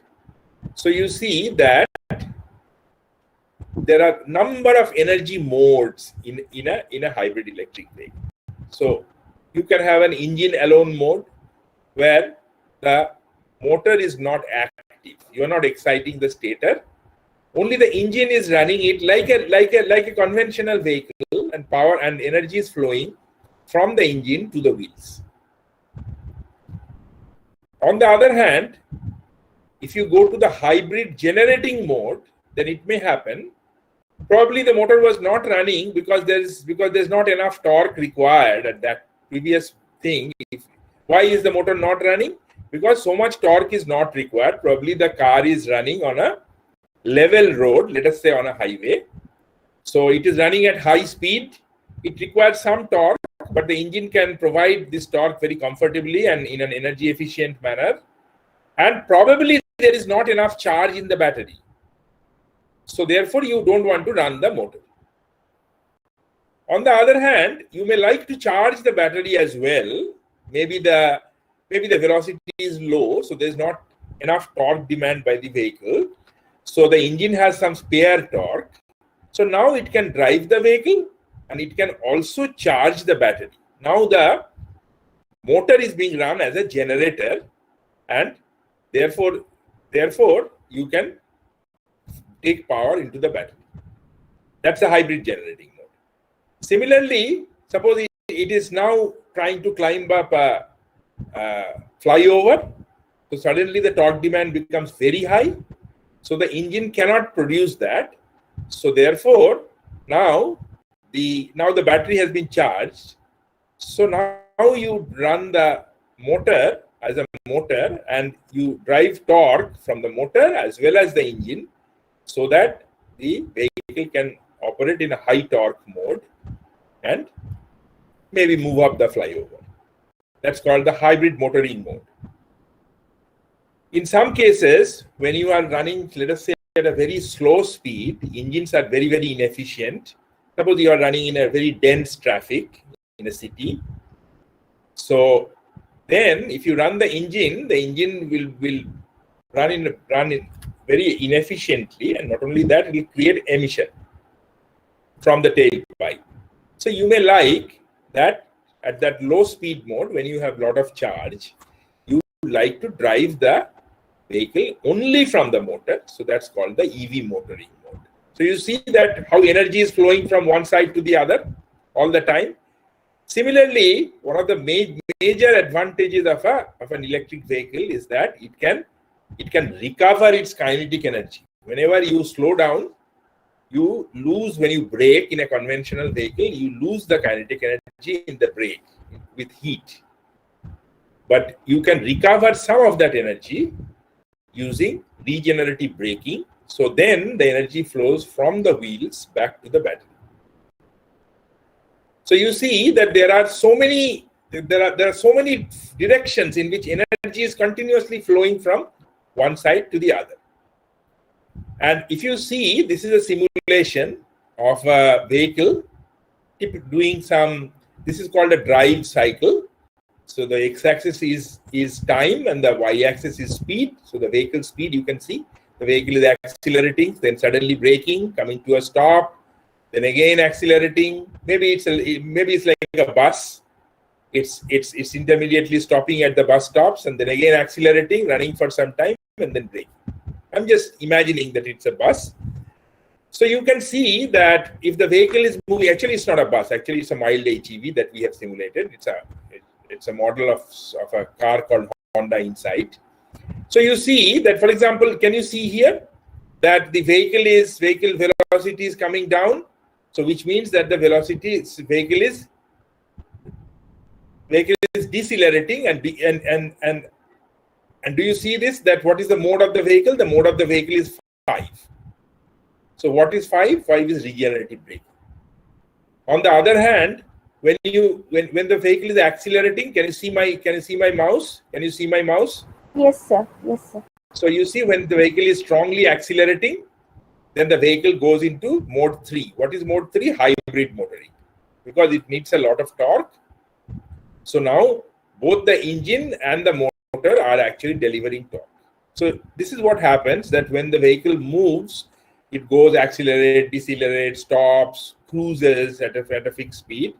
The powertrain is continuously switching between traction modes, and sometimes so through these 5 modes, and it is doing that optimally so that the least power is spent. So this is the crux of the matter, right?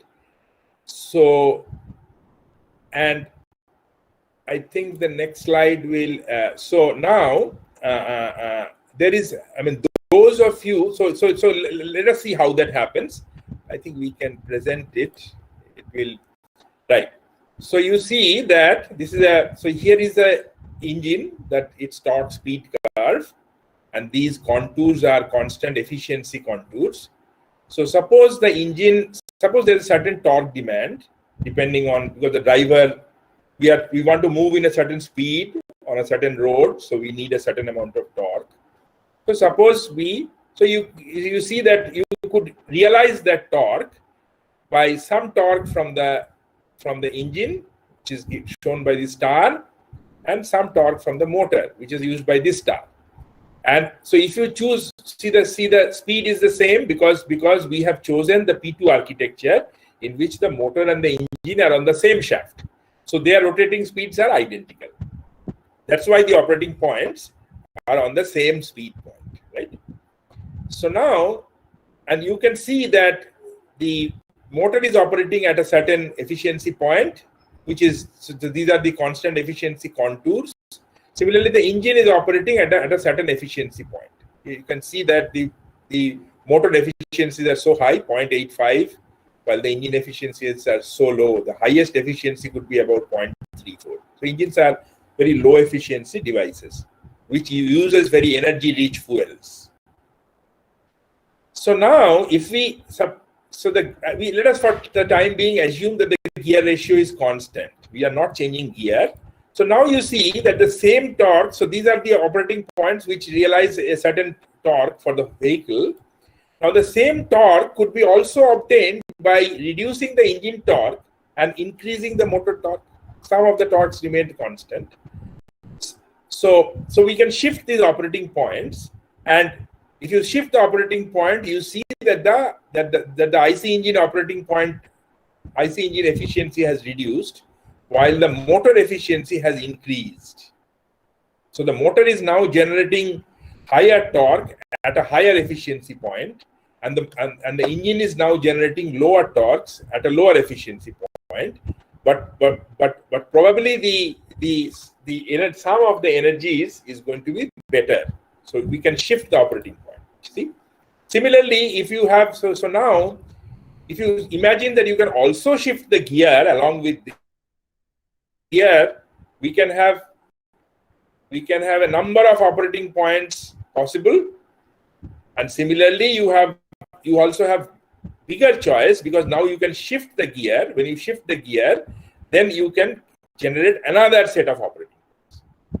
So you see that you can actually choose, you have a lot of freedom to choose various operating points, and you can choose the best operating point. So these are the engine, and how much of the total torque will be generated by the motor. So that is called a torque split ratio. So you see, these things we can continuously choose optimally. That's how we get best energy. Do I have that slide? I was looking for it. So if you know, it's not here. So if you know, so we'll close this and we'll go back to the earlier slide. So if you have optimized, so this means whenever you have choice, you can optimize things. So you can so what is the advantage? Let me find out. So the advantage is that I'm looking for that slide. Yeah. So if you see that you need, for something to be optimizable, you need what is called a degree of freedom. I don't know whether you have heard about it. So if you have 3 equations and 3 unknowns, if you try to solve these equations, you have no choice. Those unknowns you can choose in only one way. Suppose you have 3 linear equations, you can probably understand what I'm saying. If you have 3 linear equations, say 1x1 plus a2x2 plus a3x3 is equal to b1, and so on, then you have no choice. If the equations have to be satisfied, then x1, x2, x3 has only one solution. But if you have 3 equations and if you have 2 equations and 3 unknowns, then you have a choice. So you can satisfy the 2 equations using 3 unknowns in infinite ways, right? So this then this system of equations has 1 degree of freedom. So you can easily understand that for if you have only ICE vehicles, then what is the degree of freedom you have? You can shift the gear. When you have a P2 hybrid electric vehicle, what is the degree of freedom you have? You now have 2 degrees of freedom, because you can choose the torque split ratio and you can choose the gear, as we just saw. Can you tell me that if you have an electric vehicle without a gear, typically electric vehicles do not have gears, because motors can run over a high speed range. You see, I don't know whether if you have driven a car, then you will see that on the car there is an engine speed meter given, and you will see that the moment you shift the gear, that engine speed changes, and engine speed your car can vary over a wide variation of speed, but your engine speed will not vary, because you will shift the gear to keep the engine speed typically around 2000 RPM. But for motors can very efficiently run at multiple speeds, and therefore for cost reduction, electric vehicles often come without a gearbox. So now if you have an electric vehicle without a gearbox, then what is the degree of freedom available? Can somebody tell me that?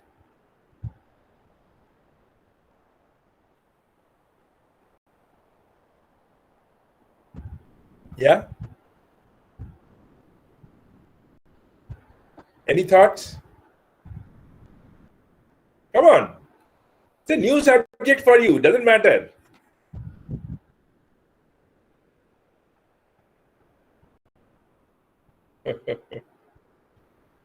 Someone, I'm expecting somebody will attempt.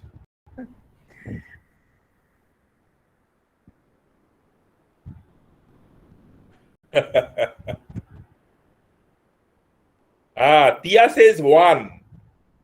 So now Tia Sharkar. Yeah, thank you, Tia. So you are saying that degree of freedom is 1. So that means, so now imagine that you have to drive the car. The car can at some point of torque and speed, it requires a certain amount of at some speed, because it has certain weight. It is driving through, let us say, some road which has some friction, etc. So it requires a certain amount of torque for the vehicle to drive at that speed on that vehicle, on that road. So now you are saying that there is a degree of freedom of 1. That means that there are 2 different ways, at least 2 different ways of generating that torque. But using a single motor, how will you generate torque in 2 different ways? If you want to drive a motor, you have to drive it. You have to drive it at only. If you want to realize a certain torque from a motor, there's only one way, at that speed, because torque and speed are both fixed. Now, there is no gearbox, so the car speed directly determines the motor speed. You have no choice there. And to run the car at that speed, you need a certain torque. So there's no choice there. So how will you realize that torque? There's only one way. So there's no degree of freedom actually. So the degree of freedom is 0. That's correct. If you had a gearbox, then you would have degree of freedom as 1, like in a conventional vehicle. But for electric vehicles, to reduce cost, and because motors can run over a big range of speed, we often eliminate the gearbox. But when we eliminate the gearbox, we also eliminate a degree of freedom. Now you have no choice, right? So this is something that we'll have to remember. Excellent. So now, yes. One second. Where are my presentations? Yes. Okay. So where were we? Yeah.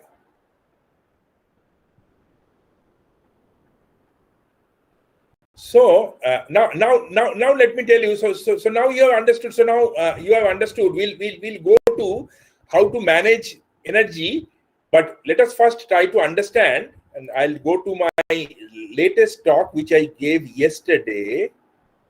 At a BRICS conference. Where is the BRICS conference? Yeah, here you are. So let me.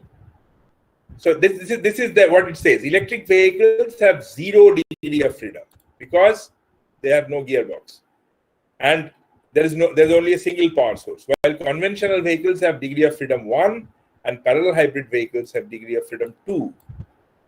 Right. So this is what you exploit. So we will. This comes later, but I would like to now tell you that why is energy management so critical? Look at this. It's a bit dense. Can you read my slide? Yes, sir. Yes, sir. So what am I doing? I am comparing 2 Indian vehicles. See, this is Tata Nexon. This is an electric vehicle, and this is the Tata Nexon IC engine vehicle. These 2 are at the data. It's very important to understand these things. If you want to, you see so much halagulla. Everybody is talking about this, that, Tesla. Do you know what is the? So first of all, but it does not sell. Our penetration of electric vehicles in the Indian market is very low. Nobody is buying. Only Sarkar is buying. And there is some penetration in the two-wheeler market. So in the two-wheeler market, there is penetration, but there is no penetration in either in the commercial vehicle. You don't get electric trucks. You get electric buses because that is purchased by the government.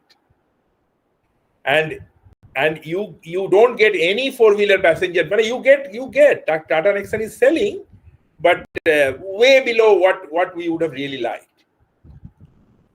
And so why? One of the main reasons is this. So you see the price of Tata Nexon. Go to the last row. I'm sorry. Let me go out of this because otherwise this becomes too small, right? So how can I increase this? I can increase this like this. So look at can you see the last row?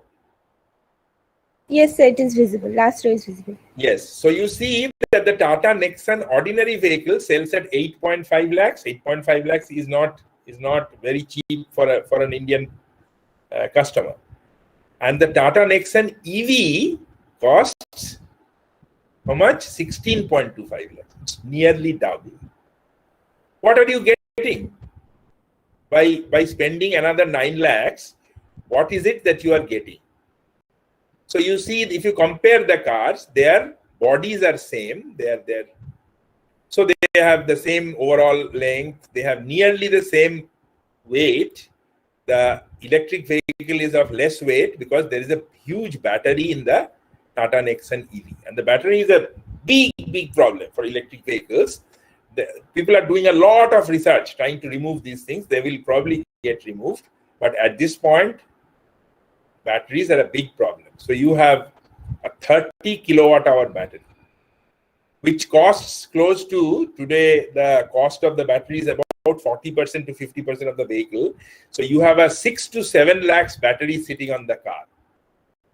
Today my friend was telling, I have a friend, I was talking to him, he lives in Dhakuria.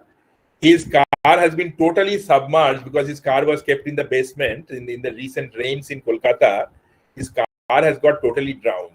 I told him that you thank God, your stars that you don't have an electric vehicle. If you had an electric vehicle, then you would have lost 6 lakhs because the battery would have been submerged. Of course, they are in water-resistant packs, but nobody can say anything. So these are problems. Now you see that typically electric vehicles will have the higher torque, higher torque. You can see this is 170, this is 245. So they are very exciting to drive. They'll quickly, people are talking about, Tesla reaching 0 to 60 kilometers per hour in just 2 seconds.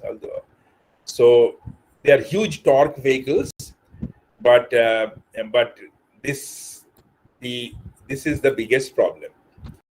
And what about emission? So one of the things that people think is that electric vehicles do not have emission. When you talk about emission, then there are two things. Firstly, you can talk about CO2 emission. CO2 emission is related to climate change. So it's not so. And what happens in electric vehicles is that do you think that electric vehicles do not create CO2 emission? How many of you believe that electric vehicles do not create CO2 emission? Do you think so?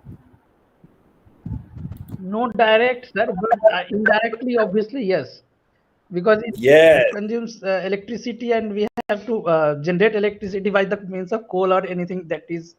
Correct. Absolutely correct. And let me show you this slide. I'm trying to, where is the Ingolstadt? I think it is here. So you see this, where is that slide? One moment. I had it. Just give me 1 second. NIT. Yeah, it is here. This look at this. Look at this slide. How green are electric vehicles? So you see that how green electric vehicles are will depend as you. I don't know who was that who answered. What was your name, sir? Yes, Dr. Sajjan Kumar, sir. Yes, yes. So Dr. Kumar, thank you. You are absolutely on the dot. So electric vehicles also create CO2 emission, but it creates a CO2 emission. How much it creates, that depends on the nature of the power generation in that country. So if we assume that if you are generating power totally from nuclear or from solar, wind, etc., then electric vehicles do not generate CO2. But in countries like India, yesterday I was talking to some people in Russia. I was in a BRICS conference. So Russia also full of coal generation plants. So in these countries, if you are driving your car from electricity, then you are also generating CO2 somewhere else. But as far as climate change is concerned, that somewhere else does not matter. If you are generating CO2, you are generating CO2 where exactly on the face of the earth does not matter. It actually goes to the atmosphere. But you have some advantages, certainly, of not generating SOx, NOx, particulate emissions right there on the city. That you have. So therefore, that is an advantage. You are also generating some particulates and SOx, NOxes at the power plant, but those are much less inhabited areas, and the damage is perceived less. So therefore, so actually this is the situation. So now let's go back to the slide that we are talking about. That means this one. So you see that, so we roughly calculated that in India, the CO2 emission of Nexon EV will turn out to be something like 59.3. This is just our calculation, looking at the generation mix, looking at the efficiencies of power plants. This is what you are paying for, and this is what you are paying for. There are some other problems. For example, I will not talk about them much, but there are big problems, all related to batteries. The first problem is that batteries will age faster than the vehicle. So if you buy a vehicle, after 3-4 years, that battery will become very weak. So, but a vehicle, I am running my car for almost 6 years now, and it will casually run for another 2-3 years. So you see that if you have an electric vehicle, then after 4 or 5 years, you will have to change the battery. So that means another 6 lakhs of investment. Can you believe that? That's a tremendous disadvantage. So these are some of the problems. You have to realize that these are some of the problems why the electric vehicle does not sell too much. If you are buying your third car in the house, if you have 3 or 4 cars, then you can buy an electric vehicle. That's fine. Now let's look at hybrid vehicles. But another thing I'll say, that even if that is so, you are spending 8 lakhs more. So how do you get your money back? So one of the best things of electric vehicles is that you get your money back from these figures. So do you see the figure? So the conventional car, I am assuming that typically, this if you have city driving conditions of around 14.3, then your cost comes to about 5.67 rupees per kilometer cost for internal combustion vehicle. While for the electric vehicle, assuming that you are charging it from your home, so we took CESC Kolkata electricity rates, and we calculated that the running cost of an electric vehicle will be 90 paisa per kilometer. So you can see that it is 1/6 of that. So whether you are going to be cost effective or not, you have already spent 8 lakhs more. That depends on how much you drive, and whether the government will allow you to actually charge your vehicle from your commercial outlet, from your domestic power outlet or not, because there will be regulations. So I'm just trying to tell you, because as an engineer, you have to be aware. So just So you have, unless you do that, the finally whatever you make will not sell, like what is happening in India today. On the other hand, if you look at, so we now compared, India does not have hybrid vehicles, so I could not compare. So I took two hybrid vehicles from very similar hybrid vehicles from a very, very reputed international OEM, the Toyota company. So they are again same vehicles, body is same, mass is nearly same, you can see, and engine is same, but the electric vehicle has a lot more power. This has 165 kilowatts. If you see Newton meters, it's 305 Newton meters. This is 172. So these are much more powerful and agile cars. And they will probably sell it to different customers because. But what I wanted to say is that, see, this is a hybrid vehicle. This is not even charged from. This is not even charged from the power socket. This is directly charged from the engine. So there is an engine. So the engine will charge the battery, and then the battery can charge the motor. Battery can run the motor. So at the end, everything, the whole energy is coming from the engine. And you can see that so here also the whole energy is coming from the engine. Here also the whole energy is coming from the engine. Do you see? But look at these last figures. So because you have this efficiency, you have this choice of operating points of the engine and the motor, so you can operate it in such a nice manner that do you see that you get about 50% benefit of fuel efficiency in the Toyota Corolla Cross hybrid. And the other thing which is interesting is, do you see the prices? The prices are nearly the same. The prices are nearly the same. The fuel efficiency is much better. But the flip side is that there is carbon emission, which is 100 grams per kilometer. While for the EV, Nexon, it is 60 grams per kilometer. So that's an advantage. So these are the factors which will finally play out. So you see that for sale of these EVs and HEVs, this becomes a critical number. And another thing I would like to say, incidentally, that look at the battery. They are using a 4 kilowatt hour battery, while this is a much bigger car. The weight is 1400. The weight is not much bigger, yes, somewhat bigger, little bigger. Toyota Corolla. This has a much smaller battery. It's actually not even a lithium battery. It's a 4 kilowatt hour battery, while this is a 30 kilowatt hour battery.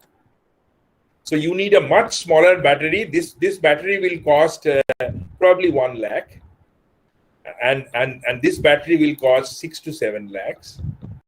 And this car price is high because Toyota Corolla itself is a more expensive car. So you should not compare the price of Toyota Corolla with Nexon. So what's the message? So the message is that firstly, I believe in hybrids a lot, although India doesn't, clearly. India doesn't even, is not even trying to make a single hybrid car. All are EVs and running into many problems. Hopefully, and all related to batteries, hopefully the battery technology will improve. It is improving. And then we'll get EVs. There are many other problems with batteries, including recycling, which we are not talking about. But the main point I want to say is that for an EV to make sense, or an HEV to make sense, it is the energy efficiency which is critical for the customer. Without this energy efficiency, nothing will sell. So this is the second point that I'm trying to make. Why energy efficiency? So what we are trying to say is that, firstly, we said that we have shown you that energy efficiency is so critical, but at the same time, in the EVs, there is no degree of freedom.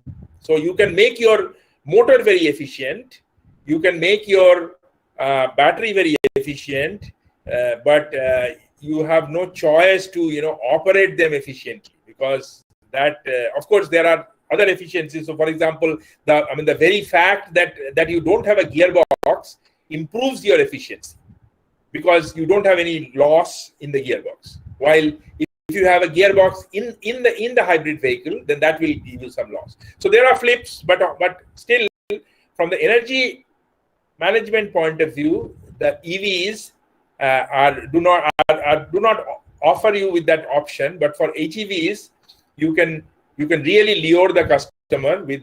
You can really improve energy efficiency a lot. If you improve energy efficiency a lot, obviously your carbon emission efficiency will also reduce. So this is the second key point that we are making. Now we will go to how we how we optimize energy. So let's look at that. So is it clear up to now? Am I able to make my point? Yes, sir. Yes, sir. Do you have any question at this point? Anything you would like to ask?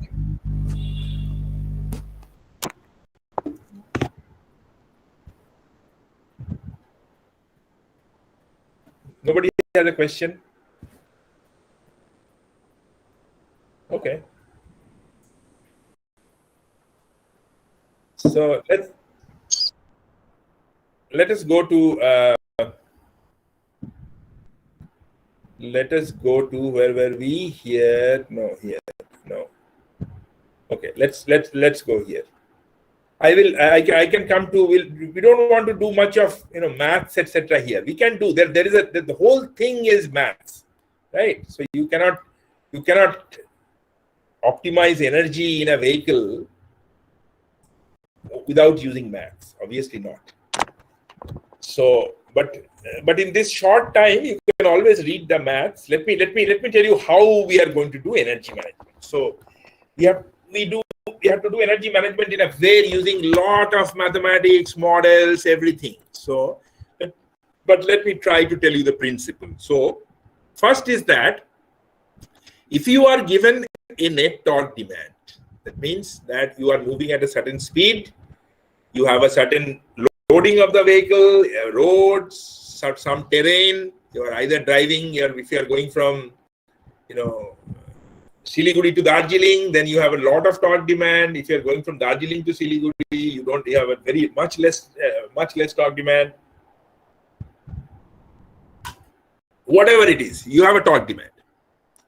So what do? So you take this torque demand, which is calculated, and you mathematically compute the optimal. So now you see, we'll have to answer the last question as to what can you do in this. So we are coming to that. So if we have the powertrain model characteristics, if we have the environmental inputs, maybe we can do a mathematical optimization here and calculate the optimal gear, engine and motor torque and give them as commands to the vehicle. So before that, let me just show you how these vehicles work, how the vehicle is how it works. Where is electronics in this? So let me just quickly tell you that I'm moving from here and there little bit. That shouldn't matter. So you see, this is how it's all realized. This blue thing is the vehicle. So you see the wheels, this is the transmission, and every subsystem has a controller. So there is a transmission controller which manages the gear and it manages the clutch. Right? Then you have a motor. This is the motor mounted on the shaft. And you have a motor controller. Then you have a battery. Motor is taking power from battery. And you have a battery management system. These are all, so you see, processor number 1, processor number 2, processor number 3, battery management system, and you have the engine. So you have an engine control system. Processor number 4. Now, so all these processors are connected by a network called the CAN bus, Controller Area Networking Bus. So these processors are all the time talking. As I said, that torque speed ratio. Who calculates that? It is the vehicle control unit which calculates that. So the vehicle control unit is actually doing the predictive energy management.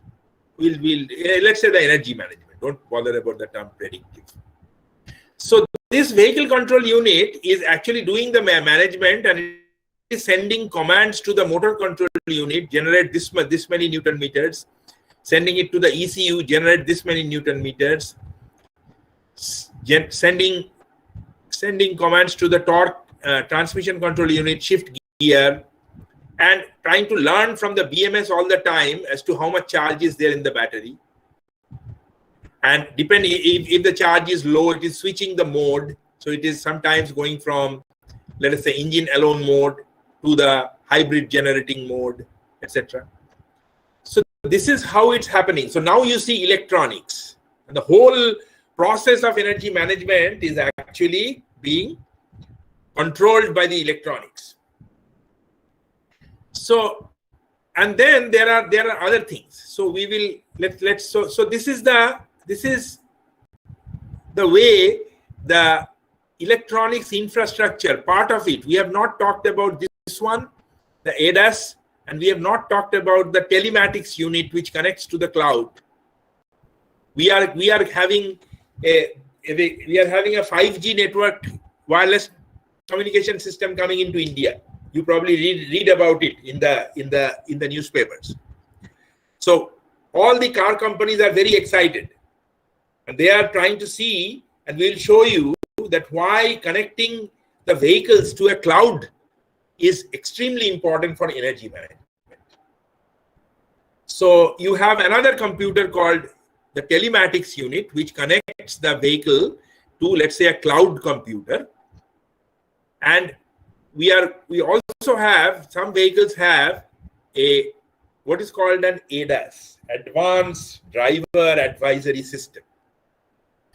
So the ADAS is very advantageous because it can take a lot of driver load. So many of you have driven in Kolkata, right? So when you have a jam, you have nothing to do, but you continuously do, accelerator, clutch, brake, accelerator, clutch, brake, and you are sort of, inching in that dense traffic. Driving is very easy, no human skills required, but you are very loaded and you have to always keep track. So in such cases, having an ADAS will really help.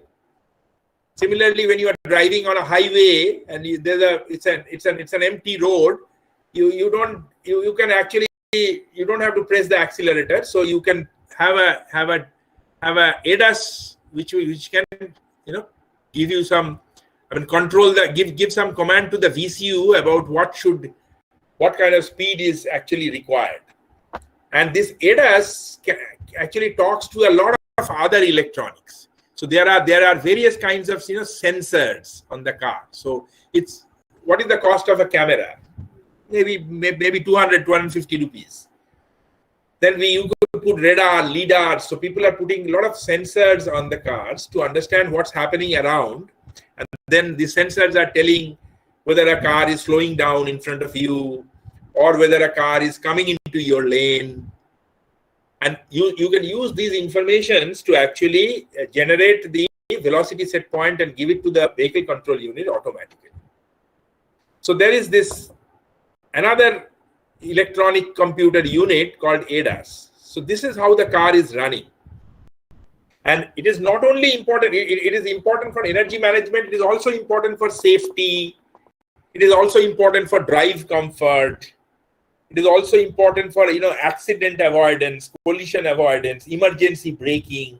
So all these things are happening on the car, and there is a lot of electronics. People say, of course, if you see in the internet, you will be proud. Sometimes, first time I saw on the internet, somebody said that the Apollo rocket had less computers than a BMW. You get these catchy words, and I was thinking, oh, really? So this car has, typically they will tell you that a modern car has 50 computers in it, 50. Why? Why are 50? What is the great thing that the car is computing that it needs 50 computers? So these are sort of, catchwords, sort of kind of half truths. So yes, there are, but that's because the car has one computer for controlling the left front window glass, and another computer for controlling the right front window glass, and so on. So the car is made by suppliers. There are a large number of suppliers who supply you with the total window glass system and other full body control system, etc. And all of them will supply with another computer. It's not that there is a huge computing load in the car, but every subsystem comes with its own computer. But still, cars require computation, and that's what we are talking about. Okay, so having understood this much, now let us see that how we. So now these computers. Now we will go back and we'll show you in that block diagram that we are talking about as to how we. Where is that block diagram? So the block diagram is here. So this energy management strategy, it's actually a code. It's a complex dynamic optimization code which is running on the VCU. And it is it's computing these optimal gear, engine, and motor torque, and it is communicating the optimal gear to the TCU, the engine torque to the ECU, and the motor torque to the MCU. And they are being generated, and the vehicle is running, and battery currents, etc., are being sensed. Similarly, the wheel speed and the gear, these are being sensed, and they are being fed back. And for example, the state of charge is being estimated from the I battery and V battery in the battery management system, and the driver is also giving his inputs in the form of accelerator, brake, pedal, etc. These pedals are also coming, and based on these, what the driver wants to do, what's the powertrain characteristics, what are the environmental inputs, whether there is an upslope, whether the traffic velocity is low, all these things, there is the net torque demand is again calculated by a model called the torque structure model, and that net demand torque is given to the energy management block. So now this block tries to realize the net torque demand in the most energy efficient way. So this is this way, and this is happening all the time. So this is the way the hybrid electric vehicle is running. Up to this, is it clear up to this? Is there any question here? Any question so far? No question, right? Actually, on a Saturday at 5 o'clock, if you are hearing such heavy stuff. So we have how much time now, ma'am? Sir, actually it was up to 5, but sir, as we have started date, sir, you may continue. So let's. So it all depends on. So fine. I will not take more than 10 minutes more. Because we are talking about a story mainly. We cannot see the details, but there is a huge amount of computing and algorithms in it. But we cannot talk about those things today. So let's go back and confront one of the main questions. Where is that? No, that's here. Over here. So now there is more electronics is coming. So how is that coming? So first of all, there is some noise coming from somewhere. Please keep your thing muted. Please keep your end muted. If you are not. Madhumita, please mute yourself. Madhumita, please mute yourself. Yeah, thank you. So, okay. So we go back here. So now the question is, so you see that there is further energy management possible. because we said that we get the net torque demand, and then we try to realize that torque by an energy management strategy.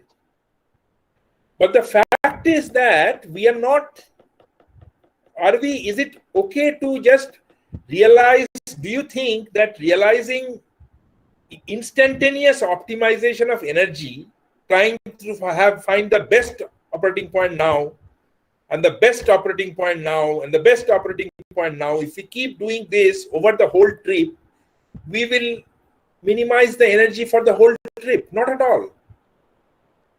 Because suppose we are at a junction, we can go, so there are many other factors. There are some fundamental factors of energy management.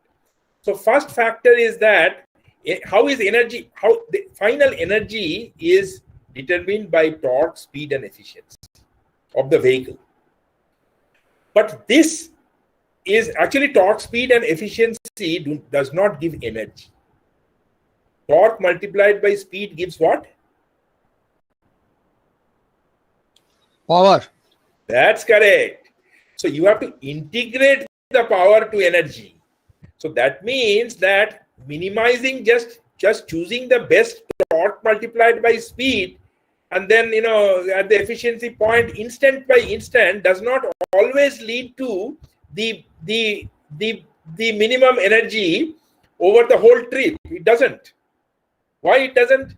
So for example, the first thing is that suppose you are trying to reach from A to B, you could go this way, you could go the other way, you could go the other way. So you have to know. So maybe initially if you are making instantaneous decisions, it could be that there is a going from A to D, there is a flyover, and going from A to E, there is another flyover. So if you want to do power minimization in a very greedy manner, you say, oh, here along the A to C route, there is very little power I'm keeping. So let me go through that. But if you do that, then you will actually towards the end you may lose a lot of energy, because maybe you will move into traffic at a very low velocity. While here you will spend some energy. So route selection is a very important thing, right? That's the first thing. Second thing is that we all know that there are experienced drivers. There are those aggressive drivers who always do acceleration, deceleration continuously there. So let me just explain to you. Do I have in the new this thing, there is a whiteboard. So can we have a whiteboard? Let's see what it gives. Okay. So you see that whiteboard. Where is the whiteboard? Sir, you please start with a new whiteboard. Okay. So we started with a new whiteboard. Where is the board? Maybe the board has come. Where is the board?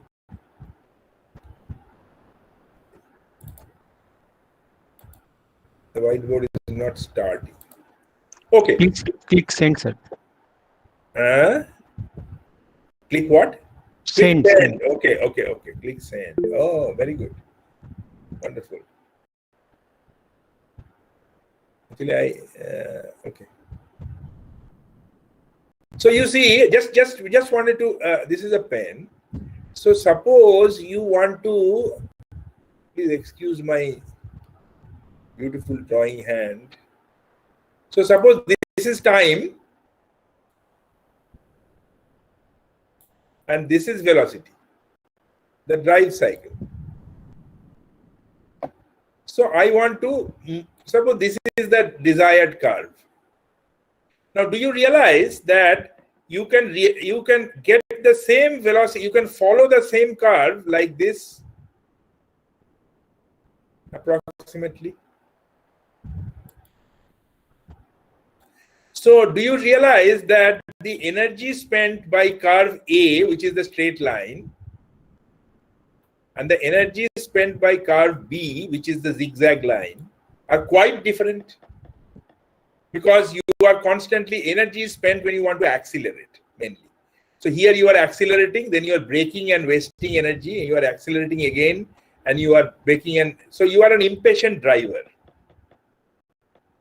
So this, we all know that, people who drive in a rash and aggressive manner. So we will click the thing. So they actually end up spending a lot of energy and following the same drive cycle. So you see that's another factor. Similarly, the traffic. What is the velocity? You don't have choice to drive on any velocity you want. But what velocity you will drive, that depends on the traffic density. So you can, when the traffic density is low, then you can choose your speed. When the traffic density is very high, then the speed is determined by the traffic. And then, of course, terrain. We have so many flyovers in Kolkata, right? So when you want to get up a flyover, you immediately your torque demand will go up. So you see, these are factors. These are major factors in determining what is the energy demanded on a trip. So you can actually optimize those as well. Previous optimization was that given an energy demand, how do you realize it optimally on the vehicle? But you can affect the energy demand itself, right? And if you want to do that, then your energy management strategy becomes even more sophisticated, and then you start using other technology. So now if you attempt, previously this controller was trying to minimize power or minimize energy over a very short distance. But now if you want to minimize energy over a trip, let us say from A to B sometimes, and for electric vehicles, there is another very important question which faces all manufacturers. That is called the range anxiety of customers. So in the conventional vehicle, you can just see how much oil you have. And oil, 1 liter of oil can actually get you 14 kilometers. But it is very sophisticated to know how much charge is there in a battery. So drivers are always anxious. They do not know how much charge is there in the vehicle. And they always ask this question, that do I have enough charge to reach from point A to B? So this is called electric range estimation. So if you want to, so this is a big problem with, while electric vehicles do not have much scope of energy management, the estimating the electric range becomes very important for them. And you can understand that if I ask you that, well, this is an electric vehicle, can you drive from BP Poddar Institute to home? That's a very, very complicated question to answer. How will you know what will be the traffic? How will you know which route you will take? How will you know? It will depend on who is driving, whether you are driving or your son is driving. So if you want to answer these questions scientifically, then you need to have, so therefore the manufacturers have realized that they need various kinds of value-added services to win over customers. So you need to employ AI to identify. So the moment you will sit on the car seat, there is a camera which will take your photograph, and will know that you are driving the car. So it will know what is your drive style, and it will estimate energy according to that. If your son sits on the car, then it will also know what is his drive style. Similarly, it will, from a cloud computer, you will have future velocity forecast. If you see Google has these services. So we all use Google Maps, right? So on the Google Map, they actually show you where there is where the traffic is moving fast, where it's moving slow, etc. Right? And with what great accuracy they actually determine what is your arrival time. But to do that, Google uses huge amount of computing, and it happens because it takes information from thousands of cell phones on which location is open. So you need a very sophisticated cloud service to be able to give these things, future velocity forecast. Similarly, if you want to have a reference generator for, when you are driving the car, you have a battery. So you always need to, and you have an engine too. So you have to always ask yourself as to whether to spend the charge from the battery or whether to run the engine. So obviously, especially if you have a plug-in hybrid vehicle where you can charge from the socket at home, there is a tendency of trying to use the battery because it's cheap energy. But if you use the battery too much, it gets drained, right? So at what point do you have to charge the battery? That question also is there. So that comes from a reference generator which you have to provide to the optimizer. Otherwise, the optimizer will simply quickly drive the battery to zero, and then it will have no one. But then it may have to charge it later on, and that will not be optimal. So this SOC reference generation is actually a very important point, and these are very tricky points. So I'll show you the next slide, which says why it is tricky. So now you see we are running two algorithms, right? So this is a drive cycle. You can see so you can see, and this dotted line, blue dotted line is assume that it is a terrain. That means here there is a big slope, here there is a big slope. So the terrain is, so you will need huge amount of torque at these places. So if you do not charge your SOC and bring it to where this slope starts, if you don't have enough charge in the battery, then you may not be able to actually produce enough torque in the hybrid vehicle so that you can go up the slope. So imagine that if you are on a flyover slope and then suddenly your car stops on the slope, what kind of a problem that is?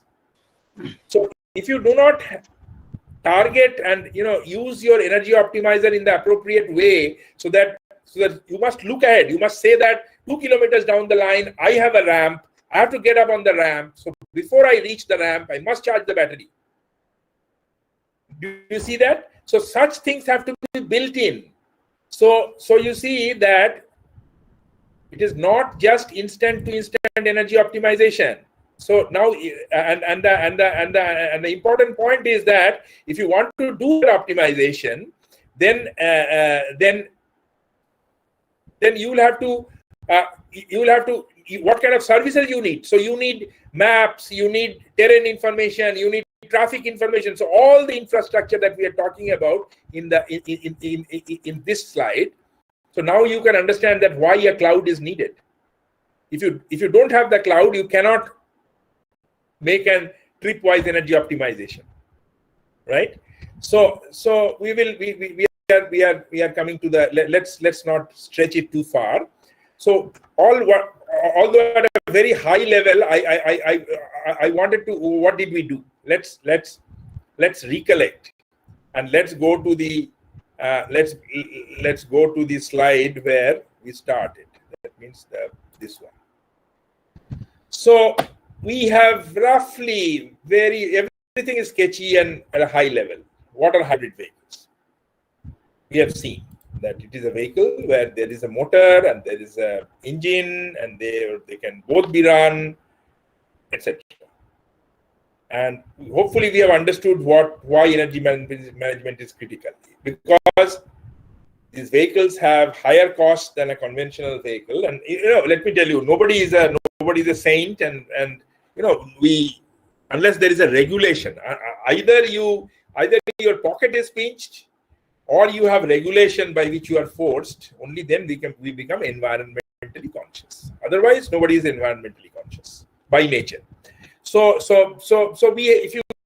it turns out that for an electric vehicle to sell, the operating costs have to be low, and therefore energy management is actually critical, and it's a big problem facing our country. Nobody buys one in each 500 vehicle that you see is not an electric vehicle. Right. And then we saw how best to manage energy in an HEV depends on the degree of freedom, and you can actually computationally, you can numerically, using very sophisticated mathematical algorithms, which we did not talk about, you manage energy in these vehicles, and you take information from a lot of sources, including sophisticated sensors on the car, including being wireless connected to a cloud computer,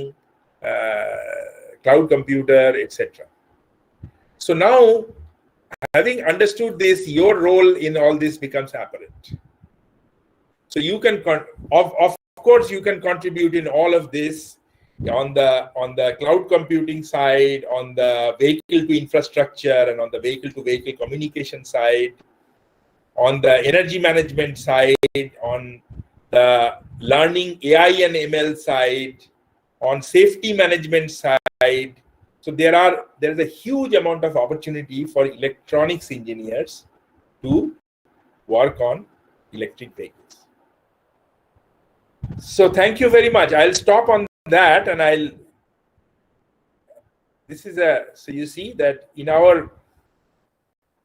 the 19th century, common people rode horses while the rich rode automobiles. In the 20th century, common people rode automobiles while the rich rode horses. And what shall we ride in the 21st century to transport ourselves? Is it going to be horses that people rode were actually friends? They were not just horses. A horse was a very dear friend of the owner. So are we going to have our vehicles as our Facebook friends, which will give us a message in the morning that it is not feeling like going to office today? These are actually realities, and these are coming up. And as electronics engineers, you can contribute heavily to these. Thank you very much. And let me stop. Thank you so much, sir, for such a simplistic explanation about the hybrid electric vehicles. And now I would like to request the participants, if they have any question, they can either write it in the chat box or they may unmute yourself and ask question directly to sir. Yes, I see Professor Chatterjee. Sir, অনেক দিন sir আপনার ভিডিওটা কি on করবেন sir? Siddharth ভালো আছো? Sir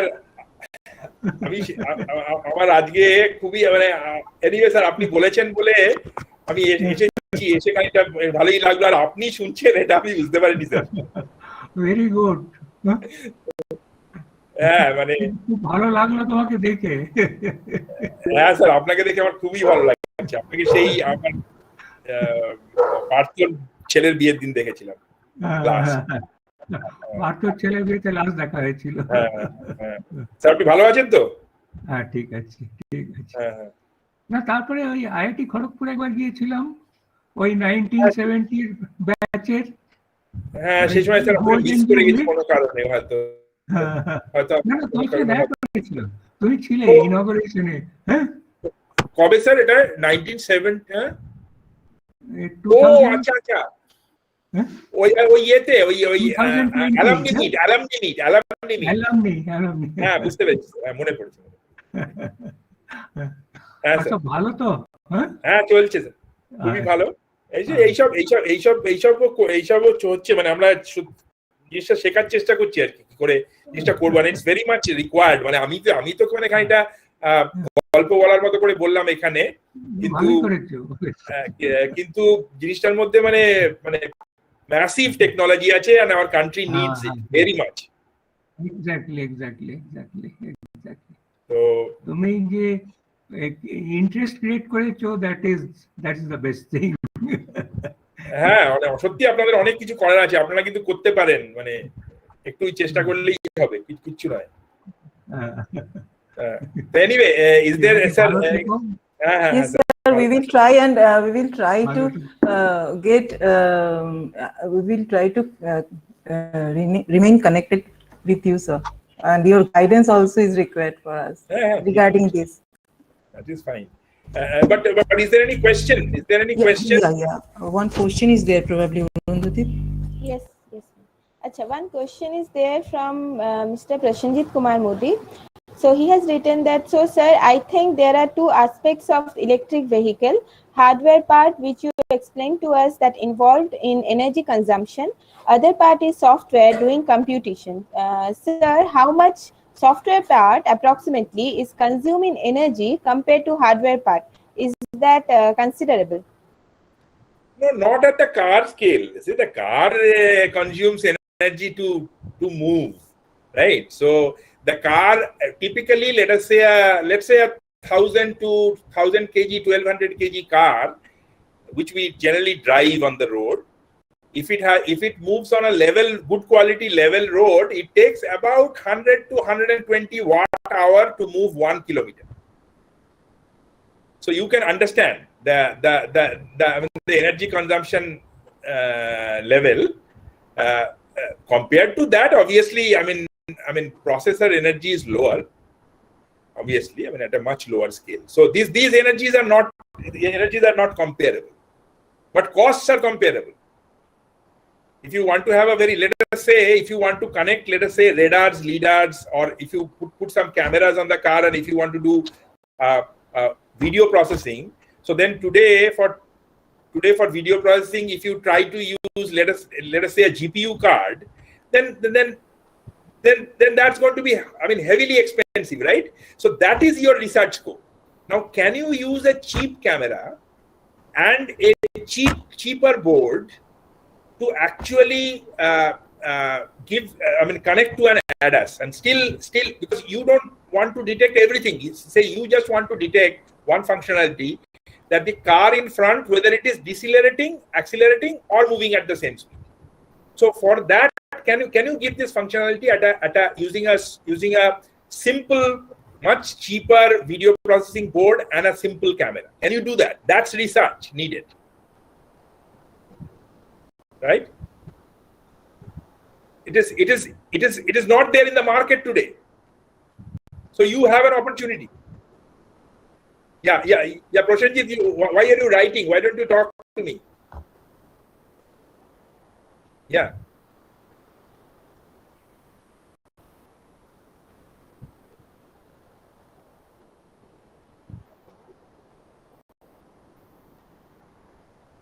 Yes.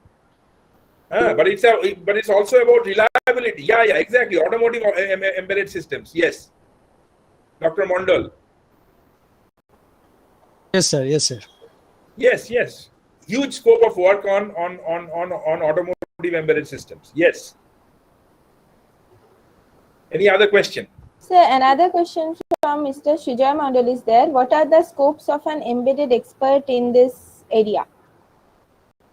Where is Mr. Mondal? Yes, sir. Mr. Shuja Mondal. Yes, Shuja. What is your question? Can you tell me your question again? Yes, sure, sir. Actually, I'm from ECE background. Mm-hmm. Basically, I like to work on embedded systems, and I heard about this electric vehicle and these particular applications. There are lots of things where a processor can do. Suppose a battery management system. You already told that different kind of optimization, sensor, actuator, these are controlling, right? Yes. As well as to talk with the multiprocessor communications. All these sort of things are basically based on embedded system. So suppose if anyone wants to work on that embedded system on this electric vehicle, okay. So what would be the actual approach of it? Because I personally don't know basically power electronics and all sort of mechanical things which are required for this, right? You don't need to know. You have to decide what you want to work on. So if you are working on, let's say a traffic jam assist system. Suppose you are trying to find a technology where you can tell that suppose the car is moving at, let us say, 25 kilometers per hour in, let us say, dense traffic, and in that condition, if you want to reach a, let us say, level 2 autonomy. So level 2 autonomy means you have to, the driver has to remain alert, but the driver can leave control to the system where the system will just look at the front car and will maintain a safe distance and will move. So for that, velocity control will be done by the system, and you can just sit in a very relaxed manner. Okay. So suppose you want to implement that, so then you will have to take the camera feed, identify the system, identify the position, maybe estimate the velocity and acceleration, and process that. So I mean that's an embedded that's an embedded system. Yeah. If you are working on the battery, that will be another embedded system. Yes, battery management system. Yes, Okay. yes. Thank you so much, sir. Thank you. Anything else? So no more questions are there in the chat box. Yes. Okay, sir. Sir, now I would like to request Ms. Shushmita Biswas to confer the citation of honor to our Honorable Siddhartha Mukhopadhyay, sir. Technical team, please share the citation of honor for sir.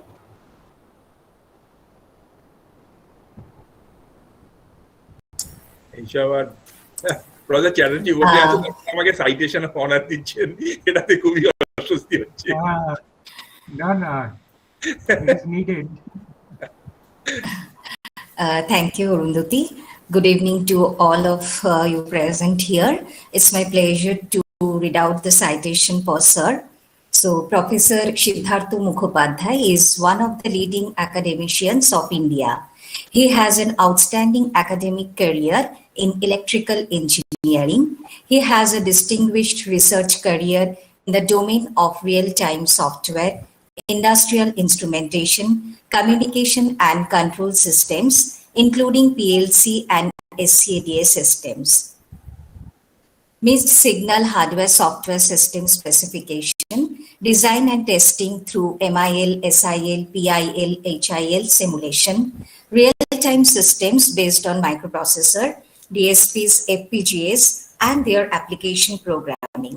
He has published over 200 research articles in national and international journals and conferences, co-authored a textbook on industrial instrumentation, control and automation, and an edited volume entitled Measurement and Instrumentation, Trends and Applications. He has also recorded about 70 hours of video lectures under NPTEL and also a web course on industrial automation and control.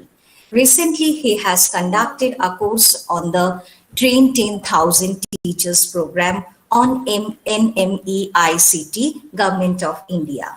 He is presently working as a professor of the Electrical Engineering Department and Steel Technology Center at IIT Kharagpur. He is the Dean, Alumni Affairs and International Relations of the Institute. He was the professor in charge, Center for Railway Research, IIT Kharagpur during 2010 to 2014. His current research interests are in CAD and verification of AMS circuits and systems, integrated vehicle health management, tracking and guidance, industrial automation, and cyber physical system. Professor S. Mukhopadhyay executed several consultation and research projects in the above areas sponsored by government research funding agencies such as DRDO, ISRO, DIT, MOP, and industry including SAIL, GM, GE, Freescale Semiconductor, Synopsys Corporation, and Texas Instruments. He is also a member of several review committees at DRDO. Indian National Academy of Engineering has conferred him with Young Engineers Award in 1999, and Indian National Science Academy awarded him with Young Scientist Medal in 1996. He also received the UTC Young Teachers Career Award in 1993. Organizing Committee for Webinar Series on Sustainable Energy, faculty members and the management of BPPIMT Institute of Management and Technology feel privileged and honored to acknowledge the far-reaching contribution in the field of science, technology, and education through conferring this citation on this day of 19 June 2021 to Professor Siddhartha Mukhopadhyay. Thank you, sir. Thank you very much. Namaskar. Thank you. Thank you, Shushmita Di. And now we have come to an end of our interesting 3-day webinar series on sustainable energy. So I'm before moving on to the valedictory session, I'm very sorry to announce that Professor Dr. Principal, our principal, Shitva Mukherjee ma'am cannot join us today because she has some important meeting coming up. But we are very much honored to have our very own Professor Dr. B.N. Chatterjee sir, who is our emeritus professor of this institute. Sir, I would like to request you to share a few words with us and views about the webinar series that we have undergone so far.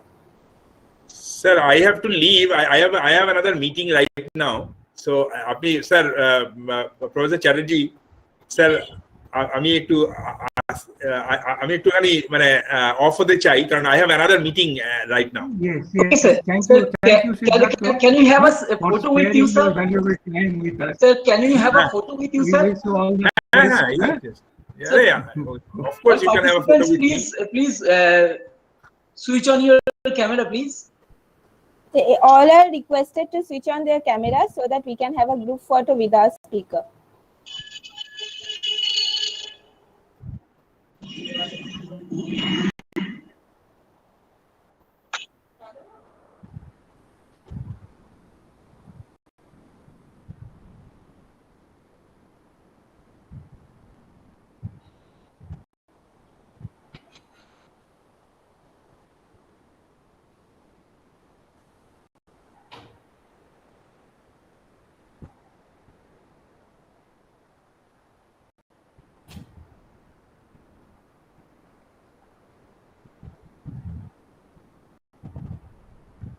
Is it done?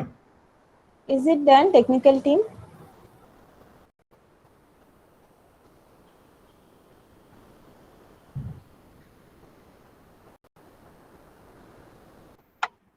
Yes, it has done.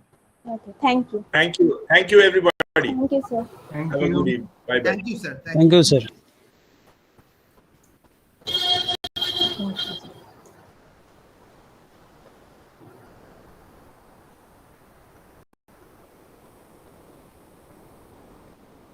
Professor Chatterjee, please share with us our views about the webinar series. We are very waiting to hear from you. Department of PC, BPPIMT organized 3-day webinar on sustainable energy. They have invited 6 speakers from academia and institutes or industries. I am sure the participants got benefited from their deliberations, and I am sure it has created interest in this demanding area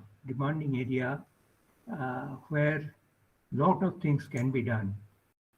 In fact, on the first day, that is on 17th June, I told that the work in this area is going on for years, several years, maybe 100 years, and it will go on for many, many more years, because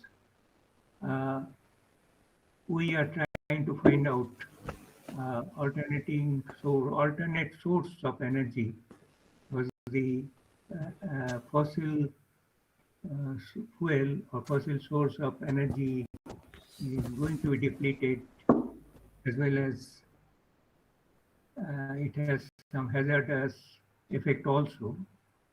So efforts are going on, and it is successful to some extent, but as far as replacement is concerned, it is not possible yet. So work is going on, and possibly someday the human generation will find alternative replacement of fossil fuel, has to, because otherwise the sustainment of the uh, energy for sustaining the energy will not be possible. Now, this is just an effort to give some light into some of these. There can be much more efforts in future for other areas of this vast area. So I am sure this will be done. At this point, I am tempted to say that BP Poddar Institute of Management and Technology, particularly EC department, has done some work in this area for some time. Other departments have also done some work, but EC department, because I was initially at the EC department, and in the room in which I used to sit, Professor Bhaskar Shom was with me, and our principal madam, Susamwaji, she was head of the department that time. She also used to sit. And we used to talk about this topic quite frequently. In fact, Professor Som did some work in the department of EC, BPPIMT. I want to mention a little bit about it. See, our institute is situated at VIP Road, and it is very noisy. We used to find that cars, buses, vehicles, and other things are moving, particularly during the time when classes are going on. So it was very noisy. So Professor Som discussed with us, and he told that why can't we generate electricity using this nasty noise, which is unproductive. In fact, he did some experiment using microphones to convert the noise signal into electric. He was successful. He did experimentation along with some technical staff. They may be knowing successful. But the thing is that this was just a research effort. We could not implement something which will give you some modules. It was about 12 to 15 years back. We could not get the actual model which will give the electricity for some useful purpose. Research purpose, fine, we could demonstrate. The reason is the sensor which we used for this purpose was very low efficiency sensor. Microphone has got very low efficiency. And secondly, we could not store the energy.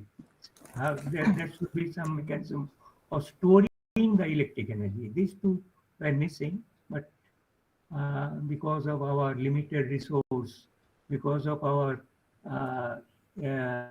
emphasis in other area, energy was not our emphasis. We could not proceed further.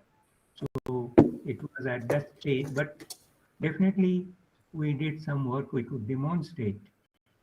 What I'm saying is that this is just an effort. I don't know whether in future people will not find that energy has been generated from the noise. Yes, it can be, because I remember when electricity was generated by rubbing ebonite with silk, gold reflectoscope was demonstrated reflecting. That time people never knew that this the deflection of electroscope will give the electric energy which can do so much of work now, long back, about more than 100 years back. So if that can be done, then why this cannot be? This is my point. I know that this may be, this may not be, but definitely there should be some beginning, and that beginning has been done somewhere else, but we also could demonstrate something.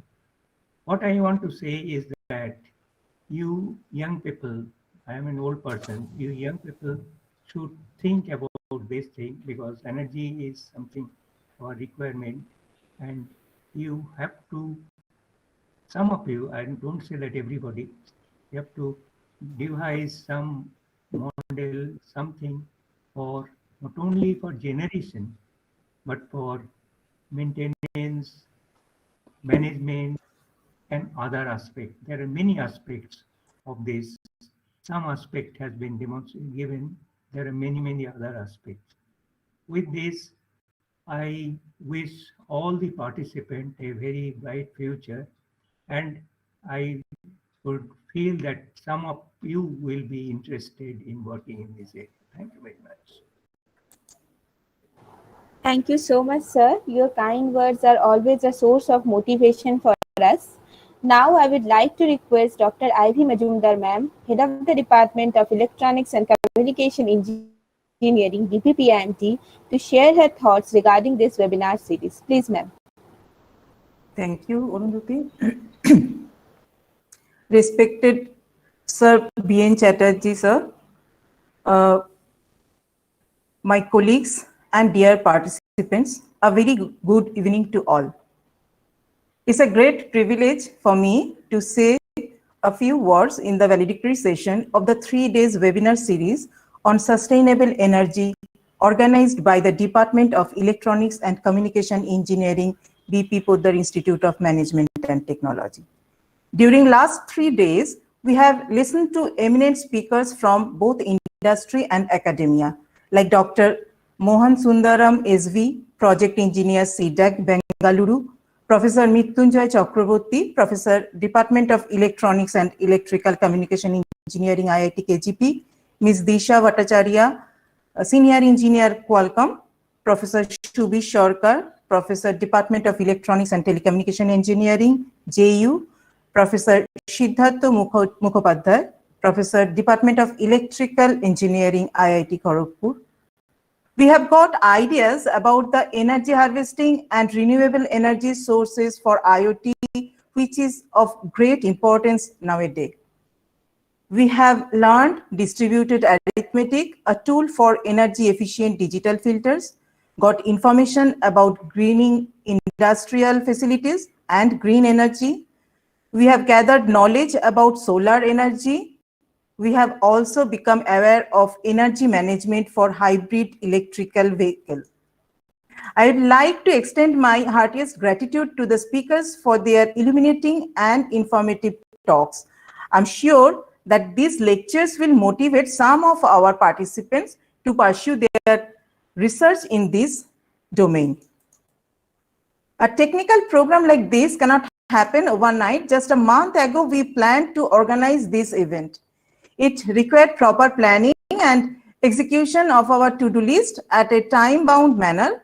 During this COVID-19 pandemic, it was a real challenge for our faculty and technical staff members of the department to adapt to the new normal of work from home. But they worked tirelessly to make it happen without compromising their busy schedule of classes and exam-related activities and other responsibilities. It is a time to mention my deepest sense of appreciation and thanks to the joint conveners of the webinar series, Dr. Arijit Shah and Dr. Surajit Mondal, who closely monitored the progress of the event day in, day out, and make this event a successful one.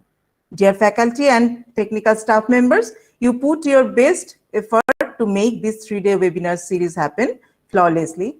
I must acknowledge your contribution also. I wish to congratulate the participant for their successful completion of the event. I believe that the knowledge you have gained from this webinar will be beneficial for your future endeavor. Thank you. Thank you, ma'am, for your kind words. Now, I would like to request Dr. Surajit Mondal, sir, one of our joint conveners, to share his views regarding the webinar series. Please, sir. Thank you, Arundhati. Respected Principal Madam, Professor Dr. Sutopa Mukherjee, respected former Dean, Academic and Emeritus, Professor Dr. B.N. Chatterjee sir, respected head of EC Department, Dr. I.B. Majumdar, respected Joint Convener, Dr. Arijit Shaha, respected Registrar, Dr. Shubhashish Pradhan, respected heads of other departments, my colleagues, and dear distinguished participants. It is my privilege to have been asked to propose a vote of thanks on the 3-day webinar series on sustainable energy. On day 1, Dr. Mohana Sundaram SV delivered a talk on renewable sources for IoT devices. On day 2, the event started with a nice presentation on distributed arithmetic, a tool for energy efficiency in digital filters via multiplierless realization by Professor Mrityunjay Chakraborty, followed by another talk on greening industrial facilities, a sustainable approach for addressing energy concerns by Ms. Disha Bhattacharjee. On day 3, Professor Shubir Kumar Sarkar delivered an informative lecture on non-conventional solar cells developing cost-effective sustainable green energy. Finally, Professor Siddhartha Mukhopadhyay delivered another informative talk on energy management in hybrid electric vehicle. On behalf of the organizing committee, I would like to express our sincere thanks to all speakers for giving an excellent coverage of the topics and sharing with us their valuable experience. The way they explained is exemplary. I would like to take this opportunity to place on record our hearty thanks to our Principal Madam, former Dean Sir, Professor Dr. Shubir Kumar Sarkar Sir, and also our head of the departments, Dr. Arijit Shaha, Joint Convener, and Registrar Sir, for the perfect logistic support and guidance they have extended to all of us. I am grateful to all faculty and staff members of the EC department for extending their support and time for making this event successful. I wish to thank all the participants for their active participation. They had asked some genuine questions to the speakers, which gave us bigger insight into the topics. Hope they will apply the knowledge gained in this webinar in teaching, in setting up new experiments, and in carrying out research works. I also convey thanks to those who were directly or indirectly involved with this webinar and extended their support. Thank you. Thank you so much, sir. Now all the participants are requested to fill up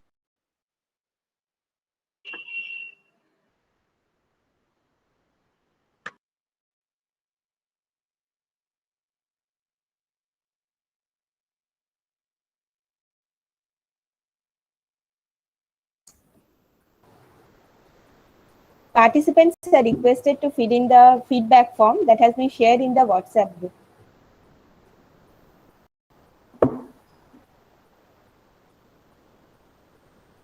You can provide it here also. Yes. Okay, technical team, please provide the feedback form in the group chat here, in the Meet chat.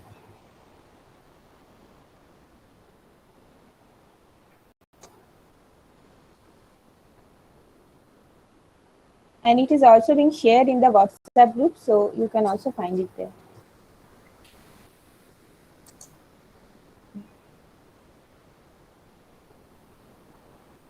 So thank you, sir, for coming and joining us in this valedictory session.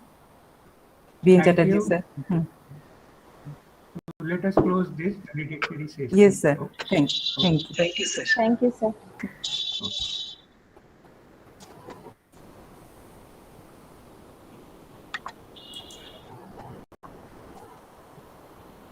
Chat বক্সে একটু দিয়ে দেন আর লিঙ্কটা।